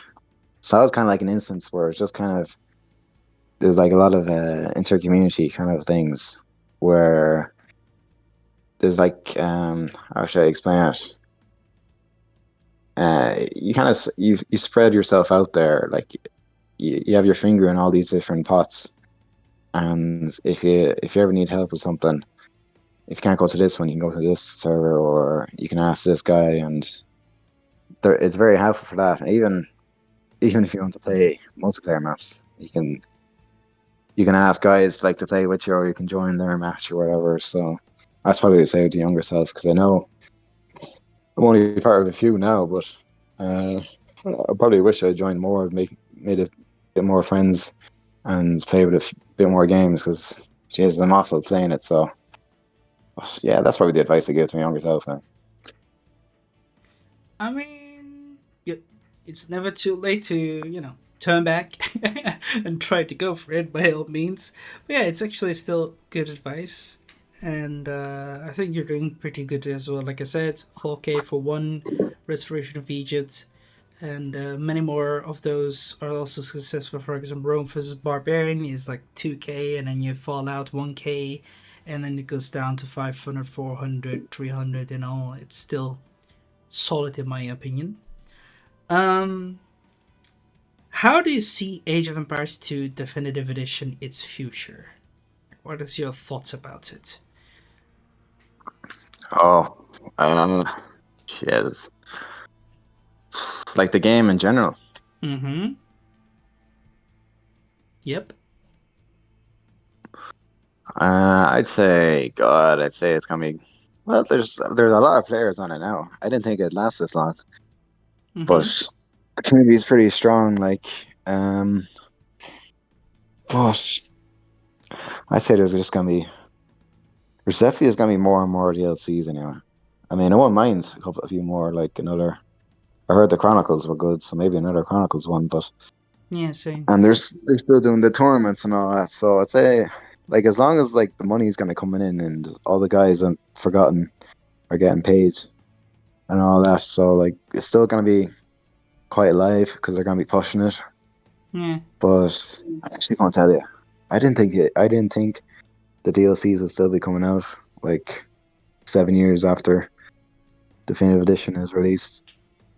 Still same. seems to be going pretty strong. Like even if you look, I don't know what the current player base is, but I think if you go onto the mods and see the one of the mods, I think the developers has up, it's like in the hundreds of thousands, or maybe even a million.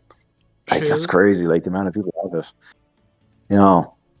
So like I know there's always kind of that a strong community even before kind of HD that were playing it, and then when the HD came on. But I'd say there's always gonna be that really strong core community, and then that's always gonna be there. Just people who just really really love the game, and kind of want to play it over and over again. And you find out with loads of games, like even the most kind of niche games out there have people that just love it to death, and they'll keep playing it even when like the servers are down or it's not supported anymore. They just love the game so much they'll prop it up. So Definitive Edition I think is gonna be around forever, but like there's always gonna be players for it. It's too nostalgic and it's very good as well. True. I wholeheartedly agree with that. The game is definitely going to be having a long time to go. Maybe future generations will be also enjoying it together with us, and there certainly is going to be a lot of DLCs. Chronicles, again, I'm not certain, but I really am hoping, like Spirit and Law said, there's nothing said, but he's hoping there will be something said before the end of the year. But that's something we will have to see, because I'm certain the next DLC is going to be coming actually before the end of the year, I think, with the Vikings theme. But yeah, we'll see. Um, if you could insert change or add one feature to Age of Empires 2 Definitive Edition scenario editor, what would it be? Let's say Microsoft is like, okay, so, Sean, you're hired. You make a big change, go for it. We'll do it right away. We'll invest all the money that we have for that one change you wish. Thanks, Microsoft. I appreciate that. One change. Buildable bridges would be a great one.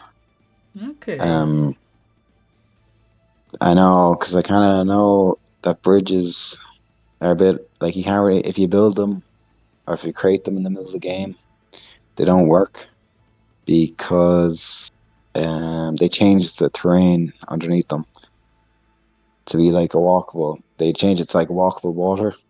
Yeah. And you can't really change the game mid game, but you can kind of actually. When you place down a building foundation, you change the terrain Yeah. basically to a grassy foundation.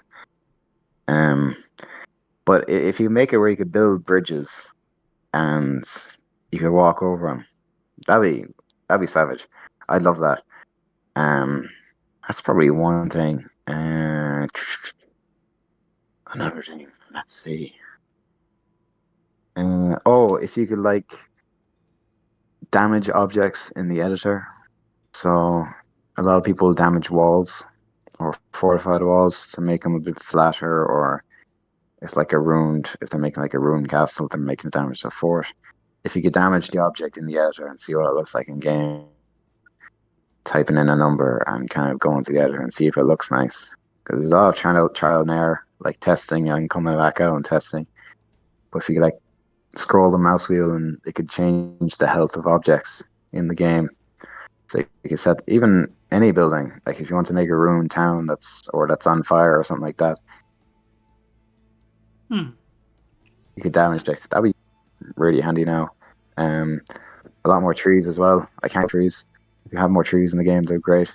Um, or different kind of vegetation, or more runes as well. I think I seen in the Viking DLC that they have burned buildings for.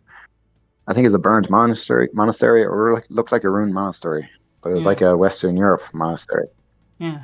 Like even if they have burned buildings for a lot more architecture sets, like I know they have it for Chinese, Teutons, and Inca right now. Yeah. But Ruined those buildings looks really buildings. cool. Yeah. Um, Jesus, what Roads. else? Buildable roads, actually, that'd be fucking class. Yeah. If you could build a road and it makes your men go faster, Yeah. that'd be savage. True. But again, that's changing the terrain, you know. Yeah. Um, that's probably it. I always like more the Gaia objects in the other tab, you know, where all the bushes are or the skeletons, all them. I always love more of them. So the more the merrier in there. Like I always, whenever there's like a new DLC, I always go straight to editor, straight to the Gaia other, and I just see what new shit they've added or what units or buildings they added. Like they added like the last one, the Inca. They added like the wooden fort. Like that looks pretty cool, you know. Yeah. And just other stuff like that, or new flags, or yeah, kind of like those quality of life things. I love when they add them. Um, that's probably it. I mean, they got most of the terrains in the game. They got a lot of water in the game as well. So, and they got the new cliffs as well. Oh, let me see. If that's new mountains as well, actually, get some more mountains. True. True. Go always do with more mountains. Uh, Jesus. Yeah, that's probably it. Okay. Yeah, I'm gonna go with that. Mountains. I love me some mountains. Yeah. Same. An unwalkable one, especially on the sides. Oh yeah, that'd be class actually if you walk on it. I have little buildings on it. Yeah. That will be very great. Okay. Um. Are you currently working on any custom campaign or scenario, and are you willing to share some juicy information about it, or would you rather keep it to yourself now for now as you keep on cooking? Ooh. Yeah, sure, I'll spill a few beans. Because I'm gonna release them anyway. Mm-hmm. Right, well, as I was saying earlier, the man's the Kurt one.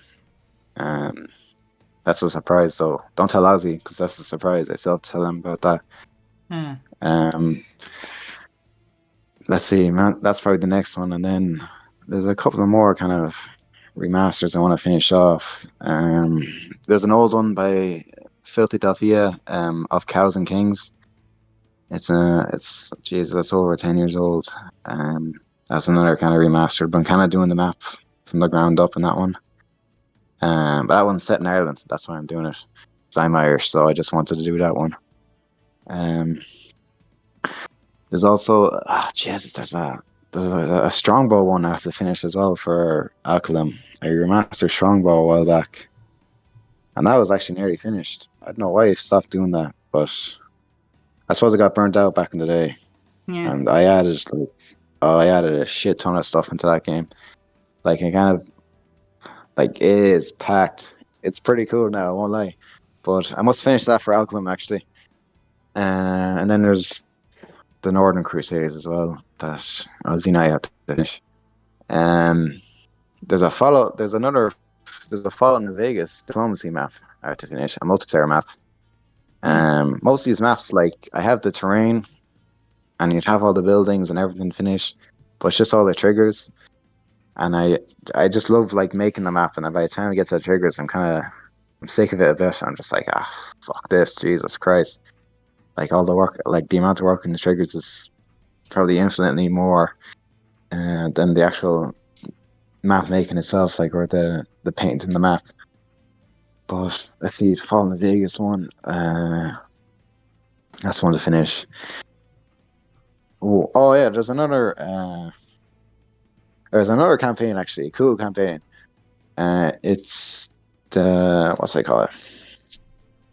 Yeah, the Rise of Caesar's Legion. Have you played Fallen in Vegas yourself? Yeah, I've played quite a bit of it as well, very often, especially on EU4 when it was on mods as well. It was quite fun too, and Hoi4 actually. Oh yeah, I heard that one. Yeah, Is that the Old World Blues mod, or yeah, yeah, is that yeah. different? That one. So this campaign I was making it was essentially from the Caesar's Legion from their inception all the Mm-hmm. way up to the first battle of Hoover Dam. So I used to be mad into Fallout. I was obsessed with it. And this campaign is basically the kind of it followed Joshua Graham, the first legate, and it took place over 30 years. And you're just conquering all the tribes around Arizona and Utah and all those areas. And like that was a massive undertaking. I kind of started the first four. I think I finished the first three or four scenarios. But Yeah, jeez, I love that one though. That's very cool because the setting's so different because it's not a medieval era, yeah, but because it's kind of post-apocalyptic and yeah, everyone's kind of backwards in it, so it's kind of I won't say it's reset to the medieval era, but everyone's kind of using sticks and stones and because there's loads of different tribes and all that. Like I know there's a lot of guns as well, but I remember they were saying in the games that all the tribes they conquered were just very kind of backwards idiots. So I wanted to make a campaign about that. And jeez, I must finish that one though. So cool. Jeez, that's a big one. There's a couple other kind of campaigns. I think there's another one. There's a sneaking one. Um, I started a while back when I was playing Metal Gear Solid. I was went back to Age of Empires 2 and I didn't make a scenario. There's a scenario back in HD, the Sforza campaign. And one of the missions was the first half of it was you're sneaking into an enemy camp. And it's a sneak by the guards. Basically, they give you two mat arms, I think. Sneak by the guards. You can't be seen. Well, if you're seen, you have to kill the guard, obviously, before they raise the alarm. But you have to find the battle plans and escape. And I love that scenario so much that I wanted to make map my own like that. mm-hmm. So I was gonna make a cool Metal Gear Solid kind of type game where you seek into a place and get out. But I kind of made the map, and then I got to the triggers, and I just Gave up. said, "Fuck this." There's Yeah, so much like involved with all the patrols and all that, and but I have to finish that one though because that's very cool. Um, I think God, that must be the branch of it though. I can't think of any more. Thrones of Iberia actually, I want to remaster that as well. Bring that over to DE, but that has like hundreds and hundreds of triggers. true. Because that's a complex map, but I think I got most of that finished though. I didn't finish it completely. But there's a load of kind of maths I had sitting in my um, files for years. I must finish by the end of the year. Hopefully, by the end of the year, I get them all finished now, and I never see them again. Bye bye. Maybe update them once or twice on feedback or whatever, but they kind of just linger over your on your mind a while, and they kind of eat at you. So, but Yeah, yeah, I don't want you to have sleepless nights, but I would definitely encourage to finish that Northern Crusade one and, you know, get your class you're very rolling with excited for that one, are you? Menzica. I would stop it. That one's I very really accurate. love it. No. Yeah. And the Menzica one and the one from Alkalim. definitely also shout out to him and Ozzy once again. But we'll see. I'm eager for it, and thanks for spilling quite a few lovely beans. Looking forward to them. Um, is this something you personally would like to say to the community if they'll be listening to this? Um, Jesus, I don't know what to say. I'm not really one for words now, but I don't know. Yeah, okay. Keep making maps, I suppose, or Keep playing them. um, Keep your support, lovely yeah, keep people. playing them. Play all my maps, please. Yeah. Subscribe to them. Yeah. Jesus, I don't know. Say something to the community. Alright, okay. Um, oh, subscribe to Kemsa right now. Do it. Do it Yeah, right exactly. now, and join his Discord. Yeah, exactly. You've no choice. Do it right now. Yeah. Um, I don't know. Like, I don't really have anything to say to him. Uh, yeah, Jesus. Like, if you ever need help with any grammar or anything, I'm your man. I'm crazy about grammar and English and all that. It's a native language, so and even in school, I was like a fucking grammar Nazi the whole time. It's hilarious. Like if you ever need help with any grammar in your maths or anything, I'm your man. Tell you, get in touch. I don't even have to touch the train because like one look at a sentence and I'm like, yeah, I know what's wrong with it, or that's a good sentence, or whatever the fuck. But yeah, I don't know what else to say to the community. I Uh, mean, it's like, okay. You could, for the people, check out his creations, definitely. Keep up the support, keep up playing. And, yeah, thanks for being here. That's also important. hold on. Thank you very much. Now this is very fun. Now let's do this another time. Yeah, for them, for sure. Moving on to the next question. Is there a way people can contact you, like other content creators or those in the community who played your campaigns and wanted to offer the thoughts, opinions with some constructive feedback, perhaps? Because this is something also very nice question for me, actually, because it's often difficult to reach creators like yourself as well. Because there's like no information, be it email, be it Discord, be it Steam, well, no way. It's just like, okay, we comment in the forums and that's it. But like, you don't know if they're replying, you don't know if they'll be checking, you don't know if they'll be interesting because, yeah, Yeah, I know what it's you mean. lacking a Like, find. because you can't. Yeah, sure. Yeah, Discord or I Hmm. suppose it has to be Discord because I don't want to be giving my email or my phone number out to everyone. Even under the maps on the forum, like I do check those kind of regularly, Mm-hmm. just in case someone leaves a comment like there's something wrong with the map or anything. Especially if I just released the map, like in the Mm-hmm. first couple of weeks in the map, I'll check it a lot. I'll go onto the website and just see if anyone like comments anything or anything like that. So definitely those are the two ones: Discord or uh, onto the forums. Like I always look at the forums. So like you can have that reassurance from me. And Discord, I'm on the odd time, but I'll always come back to you. Just gotta have to be a bit of patience. That's all. Yeah. Okay. No, that's up to you, of course, to decide what kind of information. I highly encourage, of course, everyone, even the creators, to write down your Discord or at least an email for people to easily contact you in case of stuff like this. For example, invitation to interviews or collaborations as well. Anything else, like, it'll be very handy. But it's still a solid answer for me too, and good ways to contact. Um, if someone considered playing one custom campaign or scenario in Age of Empires 2 Definitive Edition, which one should it be and why?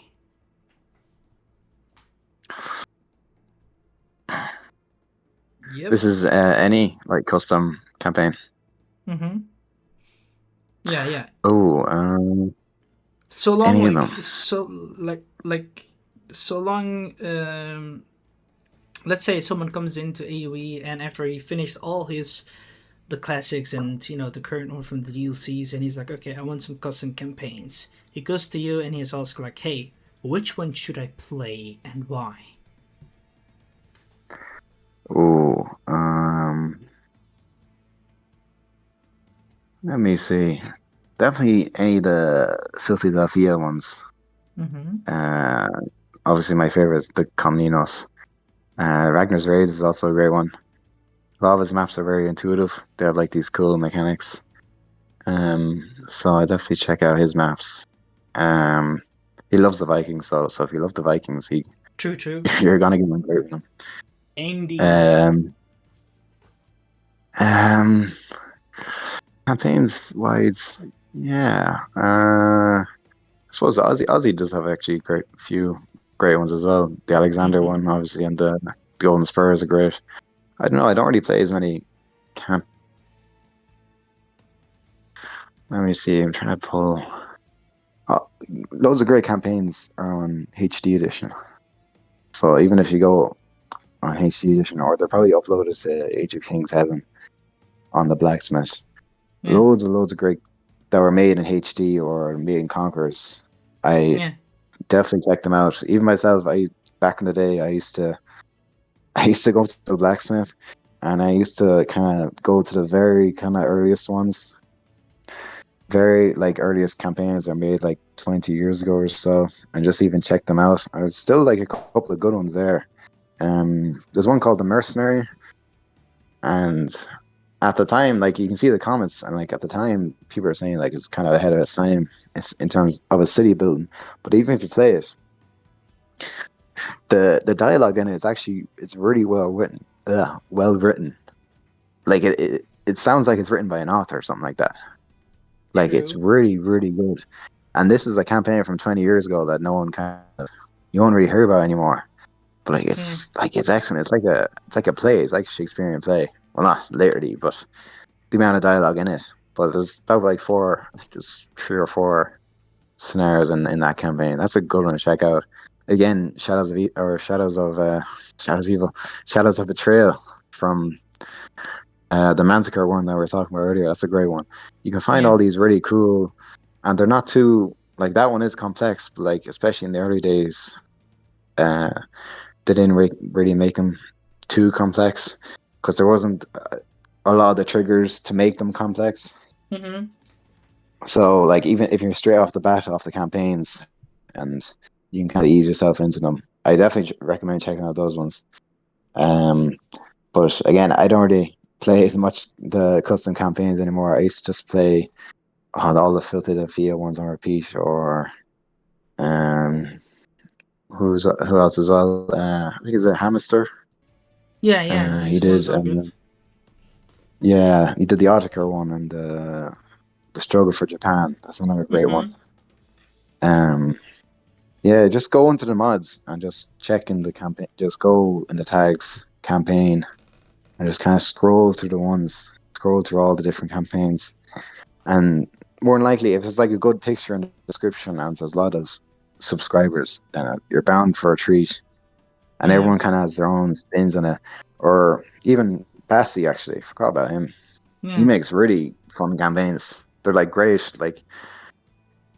They're like really like all his build and destroy ones are really well done. I always really like, admire that about him. Like he can make like even I think it was the Burgundian campaign was his in Lords of the West Yeah. DLC. Like most of the maps are like only build and destroy. Like on paper, they sound very typical, but then you get into them, they're like really like really well done inside. Like they're really fun as well. Like he seems to have perfected that. But if you check out like I don't know what's can't think of the top of my head. Battle of Blue Waters is one of them. But anything like that, just don't be afraid to like go rooting and go digging a bit because all the good ones are kind of sometimes they just get swallowed up by all the other mods and all that, all different mods and scenarios. But yeah, I suppose that's it. All right. That's still solid answer and solid recommendations for everyone to try out within the reasoning. Um, Roughly, how much time does it take for you to create a full scenario or campaign from idea to release? Oh Jesus, Yeah. a long time. It depends. Uh, yeah, I'll be Let's at it take for a an. few weeks, Let's and take a then good example. How long did it take, for example, the restoration of Egypt to go forth with? that one I think was a couple of weeks, a few weeks. Hmm. Like I start these campaigns, I get sick of them, and then I'll come back to them a while later. So I might Hmm. go at it hard for a few weeks, and then I'll be like, "Oh, fuck this shit." I'll put it away. I might start another one, and then I'll come back and I'll finish the previous one. But like, Okay. if I went like a few hours every night or night or so, maybe yeah, probably would be a few weeks. Um, because Jesus, yeah, from the ground up, I'd say it would be maybe even more. If it was only like a single scenario one, maybe a few weeks. If it was a full campaign, jeez, it'd be even longer. I'm very I'd be very fussy in particular. You know, it has to be like perfect if I want to release it. I don't want to kind of half-ass it and then update it later. Well, I don't like to release something that's unfinished. Um, I like to get it right the first time and get it all done, and like I can just put it away, and then obviously if I need to change it because of comments, I can come back to it. But like a multi-campaign would take me maybe months, maybe a couple of months to do, maybe even more. So a multi-scenario campaign, but a single Hmm. scenario, yeah, maybe a few weeks. If hopefully if I don't burn out or if I don't get sick of it or I don't throw it in the bin or something. Um, it takes me a while though, but I don't really mind as much. 'Cause if you do too quick, it kind of I don't know. If you take your time with it, you kind of I think you do a bit better because there's like Yeah. you kind of like you can put more of your love into it. If you kind of Yeah. do it too quick, I think you just or if you kind of grind it for a couple of days, it's like you're finishing an assignment or something. You Yeah. don't really know what you're gonna hand in because it hasn't really settled in yet. Whereas if you take your time with it, it settles in with you and you kind of I don't know, you just kind of get more used to it, you know, and you can add little things in there, and you might only come up with a good mechanic like a week or two in, or when it's or on the very last day, you know. Yeah. So yeah, I like to take my time with them now, but I say that's about it. Okay. No, that's fine. That's still some solid answer right there over there. So I will wrap it up with just a little bit of final question with the in regard to this one. Um, like how long? What was the longest time it took you? Like, would you say a year, a half, 6 months, 4 months?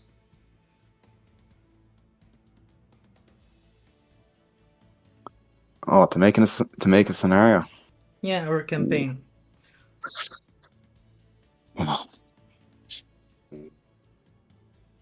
I Like, was um, what was the longest time investment you had to put in to one? Like, um let me think. I'd say probably the Fallout multiplayer map. mm-hmm. The first one, Fallout post-nuclear RTS game. Yeah, yeah, I think that's on version 37, yeah. but that went that went over the first scenario. But I think I have the very first version of it somewhere. And if Mm-hmm. you look at it and I just kept updating it. So the first version I released it was pretty bad, and then it had drastic changes in each update. So I'd work over it over the course of a few years or so, and I'd update and update. And it's gone to the point where it's just so bloated now. I'm not going to update anymore because it break the game. But that one or um, I was working on Strombo actually there for a year or so. I was working on Damn. it for a long time. Yeah. Yeah, I was really like Phew. I was just there was a part of it that was really hard. Hmm. and I never just got around to doing it. So I just kept on working other parts of it and adding like really, I won't say unnecessary stuff, but I was just kept on adding stuff to other parts of the map that I had done. Hmm. 'Cause I remember, because I kept coming back to Alcalum and just saying, "Oh yeah, I definitely been on this time." Like he wasn't checking up on me or anything, but I kind of felt bad, so I come back and I just say, "Okay, Alcalum, Alcalum, I'm gonna come back to this scenario now. I'm definitely gonna get it finished in the next month." He's like, "Okay, great," and then I just leave it, and I come back 6 months later, like, "All right, I'm definitely gonna get done now." Just something like that. It's so stupid of me to do. But Jesus. yeah, no, that used to happen a lot where I just kind of I kept on delaying it. So, but jeez, that's probably the one I probably put the most amount of time in. That Fallout one, the Romans versus Barbarians versus Tree. I put a huge amount of time because I used to have like a before I got my PC, I used to have like a Toshiba laptop, Mm-hmm. and if you loaded up a ludicrous map on a laptop like that, it would lag like fuck. Especially a map like that because there's so much in it. So like if I wanted to like put a load of clips, like a line of clips, I draw the line, but it'd take like maybe 5 or 6 seconds for the clips to appear. And it'd be fucking hell. Like I'd spend half the time just in lag, in perpetual lag.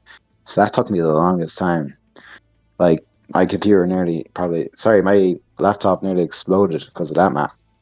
I think, and I got to the point where I had to. My brother has a PC. I got to the point where I had to. I send the file to him, and then I go on his PC and I work on it there because it's just so. It took me so long to work on that one. But yeah, I think those are the longest ones, probably my oldest ones, because I was still kind of learning all the Yeah. scenario stuff. So I'd go back and I'd be happy, unhappy with what I did. So I changed it or whatever, or something was broken. Like the newer kind of stuff that I released didn't really take as long. Like even the restoration of Egypt, it took like a maybe a few weeks or whatever, and then there was a couple of updates, but it wasn't too long. Like I knew the map isn't too big as well, and I knew it inside out. Um, just kind of like the multiplayer ones were just insane. You know, you kind of get new ideas even a few months after release, and you come back and the map's so laggy because it's just full of stuff. Um, but yeah, I say the Northern Crusade map is gonna take a long time as well. So it might come out at the end of the year, hopefully. But any Hopefully. campaign like that is going to take a while. Yeah. Um, No. That that's okay. It's fine. I mean, it is actually a minimum as well. Often you're not the only one who can take a year or even a half to create something as well, and some even have taken like 2 years as well. But then it's also from the Age of Mythology Retold community, so it's okay. I'm not judging, just curious, and Jesus, it two still years. amazes me how dedicated you guys can be and what can be and have such patience. Like I don't think I can have that amount of patience, but holy damn. It was fun question. Thanks for Patience and answering. a fuckload of burnout as well. Yeah, I know. Trust me, it's very often, like I said, it's something like 8 out of 10 creators really go through these, and many either just stop for a long time, play different games, or simply move on to a different thing, or like entirely stop. But it's still very great that you guys still keep up and keep the good great work. Um, hold on. The next question will be: what actually keeps you actually motivated to keep creating, especially during these long, difficult projects? Because, like I said, we said different lengths of times, how long it can take you to do this, and like what makes you motivated so much to do these things. Because some people are like, okay, I want to just keep on making like a legacy for myself, or put it into portfolio. Some people say, yeah, I want to have a chance in the world's edge thingy. Other people are like, yeah, I'm known and I just want to keep on being known, or you're doing it for fun or whatever. Yeah, I'd say I'm doing it for fun. Hmm. that, and um, I just if I have an idea, I just need to get it out there, Yeah. um, especially before someone else. I know I'm joking, but Nah. even with you just have a cool idea for a scenario, and like, how cool would that be, and how fun would that be? You just want to get it out there. But in terms of motivation, it, it's sometimes it is a bit of a I won't say a grind, but like it can be a bit frustrating. But compared to anything else I kind of do in my day to day life, it's probably up there the most fun, which kind of says a lot about me. But I know I like it. Like it can be hard, but it gives me a good kind of feeling of satisfaction sometimes, or you kind of I don't know how to explain it. It's something you like doing, but it's not something that you go in wearing a smile about, you know. Um, like and even to stay motivated, sometimes you have to put the head down and like if you run into a difficult part, you just have to put the head down and just be a bit determined and push through it, and you can get to the other side, which is a lot easier actually than other things.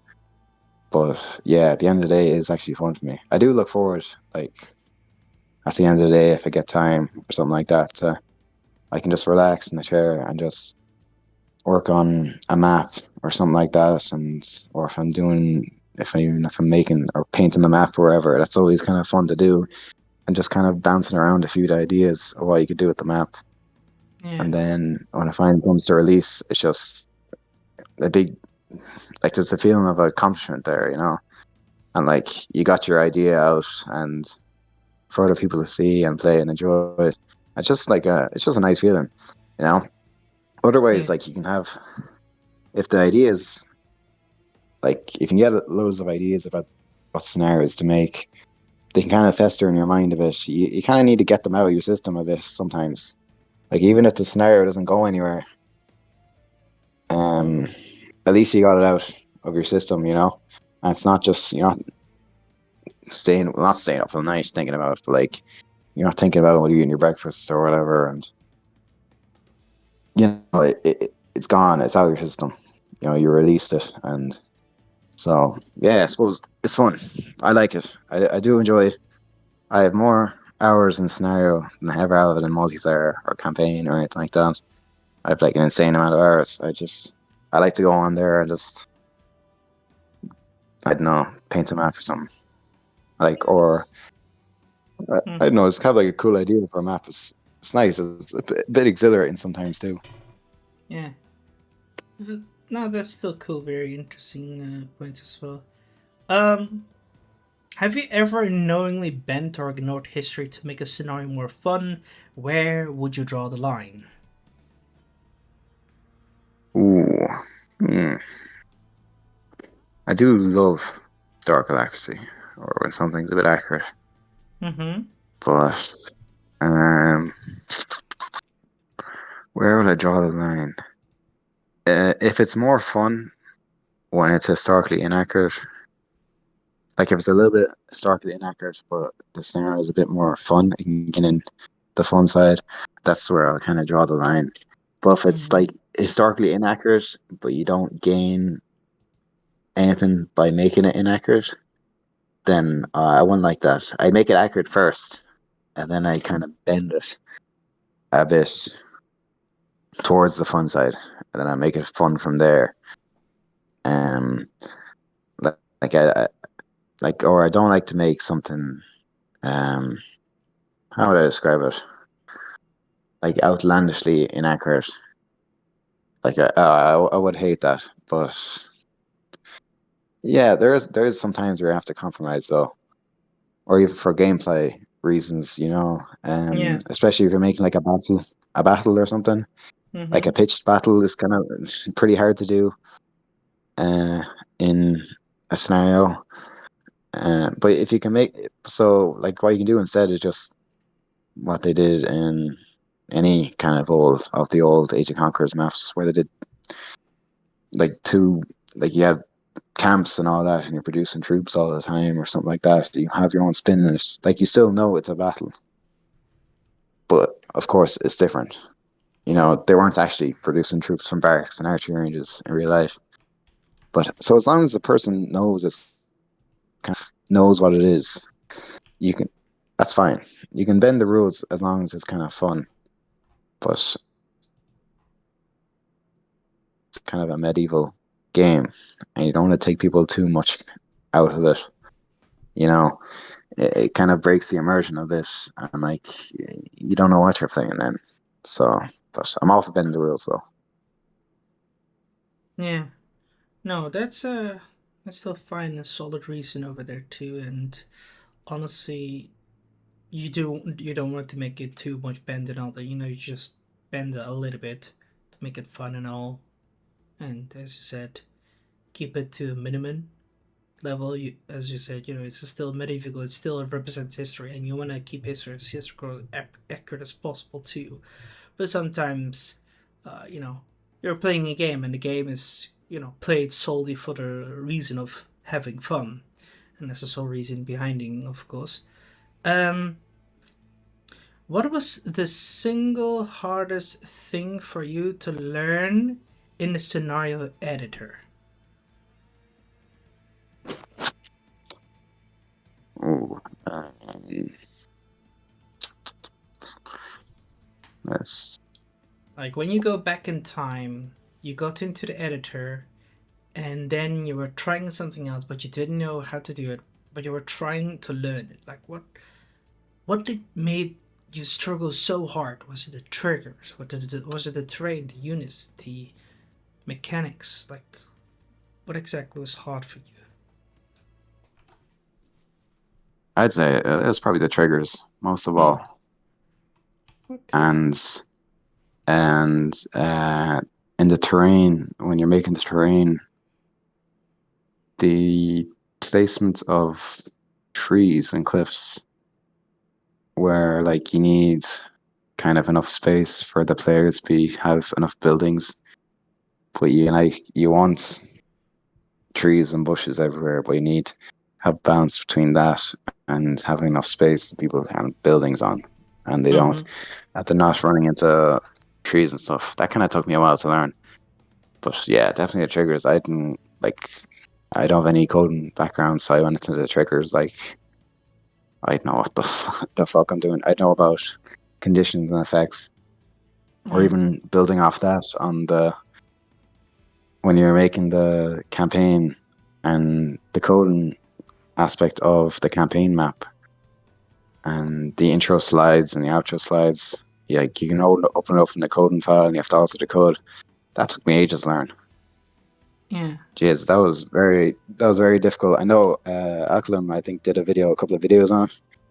Like even when you're making a mistake in the code, I don't know how to code at all. So it was very kind of tricky to kind of learn. That and the trigger, and of course the triggers as well, because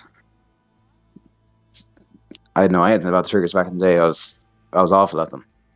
But stuff like that just takes time. You just need to keep at it and get a bit of experience. So yeah, I'd say the triggers and the coding, and then that bit of terrain as well was very hard.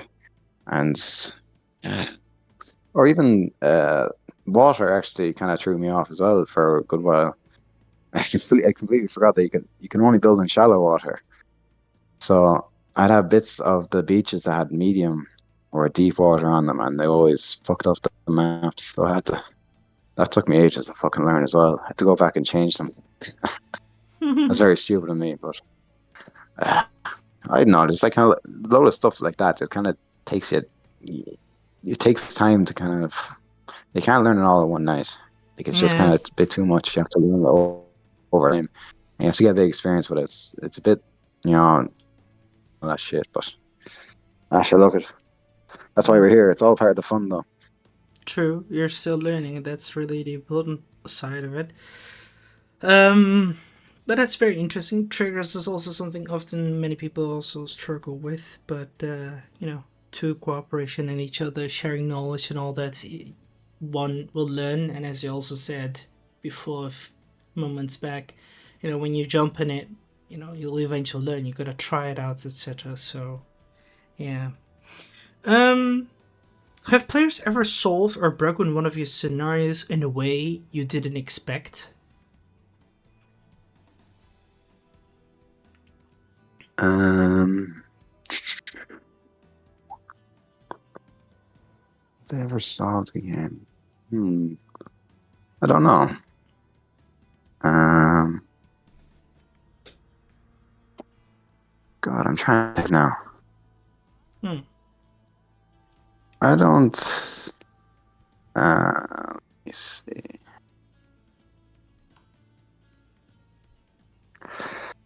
No, I actually don't know. I can't remember if they have. Trying to think with the multiplayer scenarios. Hmm. I think there must have been a couple of times even in the Fallout game or the Romans versus Barbarians where I think someone had a broken unit and they just spammed it. Yeah, I think that was it. They had a broken unit and they spammed it and like it just destroyed everyone else. But other than that, oh, obviously, well, in the Restoration of Egypt, the whole trading the goats for legionaries is a bit broken as well. That put me off guard. Um, I suppose that isn't solving the game though. That's just getting a really good unit. Yeah. Um, Let me see. I don't know. I don't really get too many playtesters for the game, Yeah. and sure, you know yourself, the only feedback you're really getting is on the forum. But has someone solved this? No. Other than those two, I couldn't really tell you. And like that, I haven't. I won't lie, I haven't played with someone else now in years. So no, I don't know. Come back to. Tell you what, come back to me in a few months, and I might have an answer for you. All right, all right. I mean, it's possible. You never know. I mean, some people might have tried out something and fixed it, or like, hey, this is broken. Find out that it doesn't work, or they're like, hey, this doesn't work, but you can fix it this way. Just when they play it, or yeah, that's basically it. Or that they played it in a way that it's not intended to, but it worked. Yeah, sure. That's part of the fun, though. Finding out those things like that. Yeah, yeah. I mean that's why I asked, because some people can have like way different innovative ways or solving it when error is just broken, etc. Because sadly, if you're gonna ask it to me, if you would have asked this question to me, especially from a side of Asian mythology retold community, you would definitely hear quite a few staring eyes looking at me like, mm-hmm. You have broken this scenario, played in a way you shouldn't have done this. But yeah, I'm not gonna say anything because it just brings bad memories. I won't say anything, but yeah. Oh, Uh, jeez. I can tell you, I broke quite a few triggers, and yeah. Don't judge me. But yeah. Moving on to the next question. What kind of feedback or recognition means the most to you as a creator? Well, I think, geez, any kind of feedback that's kind of, Mm-hmm. how do I say that if they have like good intent and they mean well, and if they know what they're talking about, that's probably my favorite. I don't mind any feedback. Mm-hmm. Well, except the ones if someone just says they don't outright like it, like the scenario, then I can't really do anything about that because Mm. people are gonna have different tastes or whatever. But if they find something broken in the scenario, I love that because it saves me the trouble of having to find it Yeah. or anything like that. I don't mind it at all. Like I do not like it doesn't wound my pride or anything. If someone finds something really broken with the scenario or there's something wrong and they tell me about it, I'm all for that because it just means I can go in and fix it. True. I won't have a big sulk about it or I won't be crying in my bed at night because someone found a game breaking bug in the Restoration of Egypt or something. I'll fix it and I'll be like, thanks for that now. And I might Yeah. just I usually mention them in the updates actually. I'll name the update after them. I think and if you go into the restoration in Egypt, actually, I think name the last one the Kempstead update Oh because yeah, yeah, you were the last guy I think that had the feedback. So I'll honor them in that way, yeah. I suppose. But oh yeah, I Extra don't mind any credit. feedback. It's good feedback. Yeah. Yeah, no, that means a lot. And again, I would like to thank you for that. I'm definitely gonna make an announcement to this one post. No problem. This is definitely a big honor to be recognized by people like you, very ambitious artists. Like Lorenzo say, you guys are definitely big artists, and to have you guys, put me like this or so, or even ask me something, it means an honor. It's like looking up, Daddy, what? No, I'm joking. That's one way Uh, to look at it. Yeah, I mean, yeah, but I mean, it's a great honor and a very pleasant to have this going on.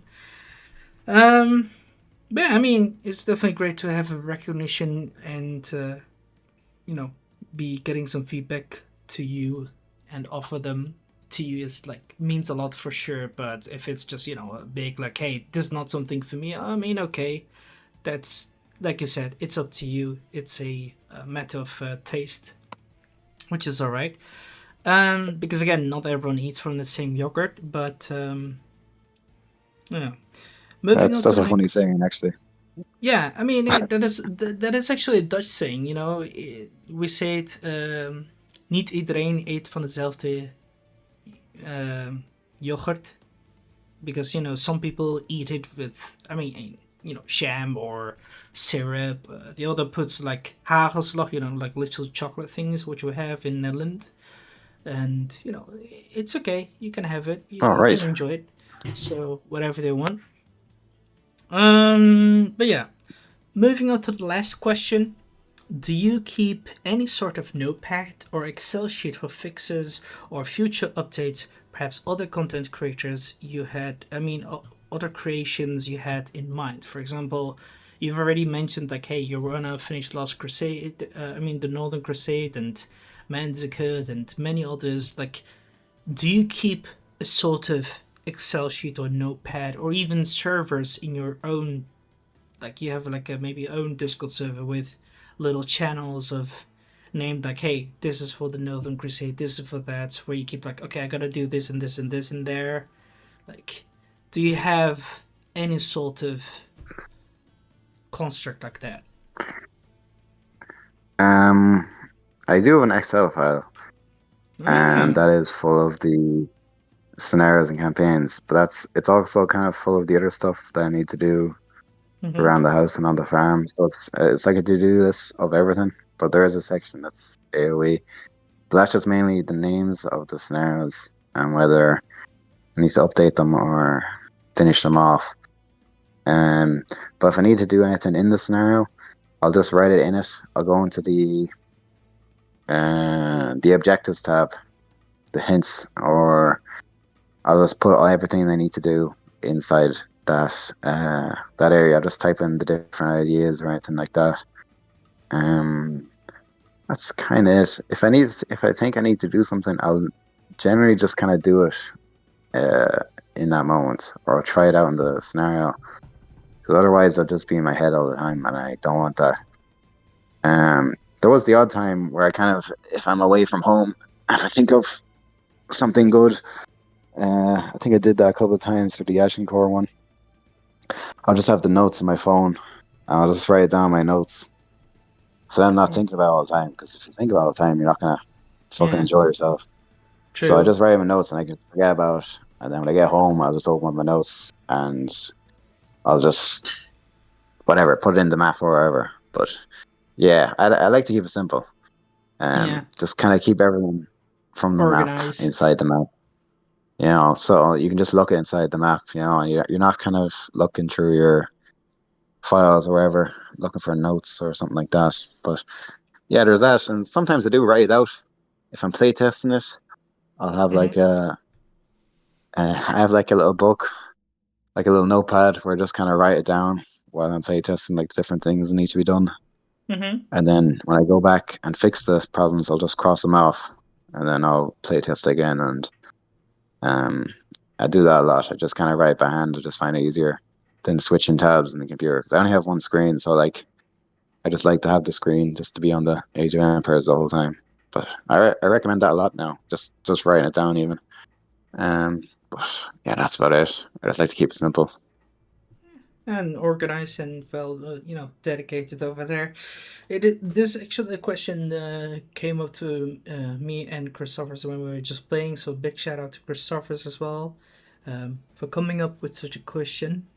Because it's very nice to hear also creators who keep up. For example, Ozzy himself, he said in his interview that he actually keeps a channel with Discord service. I mean, a Discord server with a channel with his ideas and all that, which is really nice and organized, just like you keep an Excel sheet. For Christopher's, it was, I think, a notepad. But it's also nice because you guys are not the only one. There are some others who actually did that too, and some who hasn't. But it's very interesting to hear you guys work with such delicate and dedication and organized. Literal perfectionist over there, but yeah. Okay, well, that concludes all my questions. Do you have any question yourself for me before we conclude the interview? When's the Chemsit interview actually? When are you gonna interview yourself? I have never been. I mean, I would be honored. I'd say if anyone is gonna be willing to interview me and offer me some good questions as well, I'd say go for it. So yeah, Ooh, is that a challenge? We'll have to get someone for you. You can do it yeah, yourself actually. You can record all the questions in one session, record all the answers, yeah, right, and then you yeah, yeah, slice the video together. yeah. That's It'd be like very a fun. weird kind of I can, weird, really weird thing, but like I think it'll make it work. It'll be yeah, funny. yeah. I'm just But gonna speak to myself in the mirror. That will be far more entertaining. hey, record that actually. That would be pretty funny. Get out of here. I'm joking. Nah. That will be very good. But I mean, if ever anyone wanted to invite me to any video, I would certainly be considering it. It depends on what kind of questions. I don't prefer IRL. Uh, I only keep it in gaming and all that. That's all. So yeah, I'll be fine with it. But it depends, and also who. Because I'm not gonna jump into someone who's you know shortly said not on his guy. That's it. But for the else, I'll be just very open, be it collaborations and interview, whatever. Really, I'm open for that.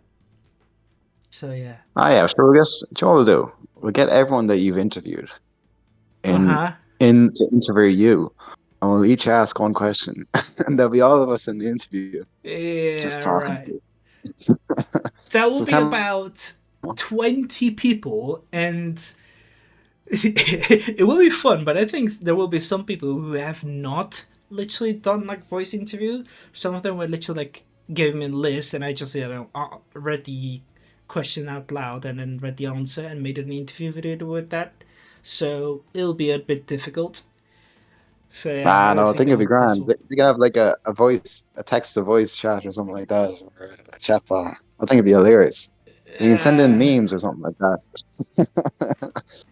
all right, I'll leave the duty to you then to do that. Oh, jeez, not me. I'm busy enough as it is. As if I'm not. Get out of here. I'm still trying to reach many more other creators to interview them and all that, and playtesting myself, and still playing through many other games, and um, you know, playing through other games or when the creator, the developers themselves reached to me and I'm like, hey, could you play this and all that? So I got my hands full. Plus, I got an IRL too, and I think that is my least interesting to do right now. Oh my god. What? It's true. I'm being honest. Like, trust me, Ah, I got yeah, fair some enough. things. And I'm still trying to keep the title of having all custom campaigns and scenarios created, aside from some others, because I'm, like I said, very picky lately after finishing more than 130. So yeah. Jesus, 130. Yeah, something like that. Hold on, let me just quickly tab out and check because I have a whole list. Let me That's actually mad. Oh, see. wow. Yeah, here 146 campaigns finished on AoE 2. Definitive Edition 2 custom campaigns in Return of Rome. 22 campaigns scenarios skipped because they were either too hard, too grindy, or just a no go for me. But of course, there's a Yeah, lot more because I've skipped many, especially like I said, grindy ones, usually hailing from Asia. Not again to hate them as some, but sorry guys, it's just a no go. Fidelis have finished more than 21 scenarios, 6 co-op campaigns, 2 co-op scenarios, and of course I've also finished all the Age of Empires 3 campaigns or scenarios, and same thing for AoE 4 and Age of Mythology Retold. So yeah, I'm keeping up that title. Like I said, Jesus, yeah, I know, that's mad. yeah. Like I said, you guys are dedicated to creating it, and I'm dedicated to eat it. So yeah. Yeah, like the yogurt, whatever you were saying earlier with the yogurt. Yeah. Everyone I'm enjoys making it. some yogurt for you. Yeah. Make sure it has the cranberry inside it. I love it. You like cranberry? Yeah, inside Um, it's a nice taste. Or strawberry or banana is fine too, but I don't think I like it. Or peach is also very nice. It's also great. let me Or get some apricot. blackberries. Get some Black. blackberries. I'll pick some. There's some blackberries growing down the road. I'll pick some for you. Yeah. Blackberries and blueberries, Hell yeah, add and them in. get some dandelions as well. Yeah. Some Dandelions walnut in too. RC. Yeah. Some some nuts as well inside it. Lovely. Man, I'm getting hungry right now. God damn it, get out of here. No, I'm joking. I mean, if you have any, do you have any more questions or? Jesus, no. Don't think so actually. All right. Well, Uh, no, thanks for having me though. That's what I want to say. It's very enjoyable. likewise, this Um, interview has been very pleasant. We had a big long chat of more than 2 hours and 26 minutes. It was very pleasant to have you here. Jesus. I know, but again, it's still nothing. You've still not beaten the record, so pity on you. Not Not this joking. time. Next time. Next time, be the. We'll see about that. But still a very pleasant and honor to have you over here, on. Thank you for your time, and thank you for answering all these questions. They were very interesting to exchange research and knowledge behind the scenery as well, because it's always very interesting to hear. And for those sticking around, thank you for listening. Make sure to check Sean's every work over here as well, as Special Restoration of Egypt. It is my personal favorite. And once again, shout out to those we have spoken about as well. And do you want to recommend something or record a game together? That is possible as well. Just write down comments box below or join the Discord server so we can have a chat about it. And until then, we'll see you all later.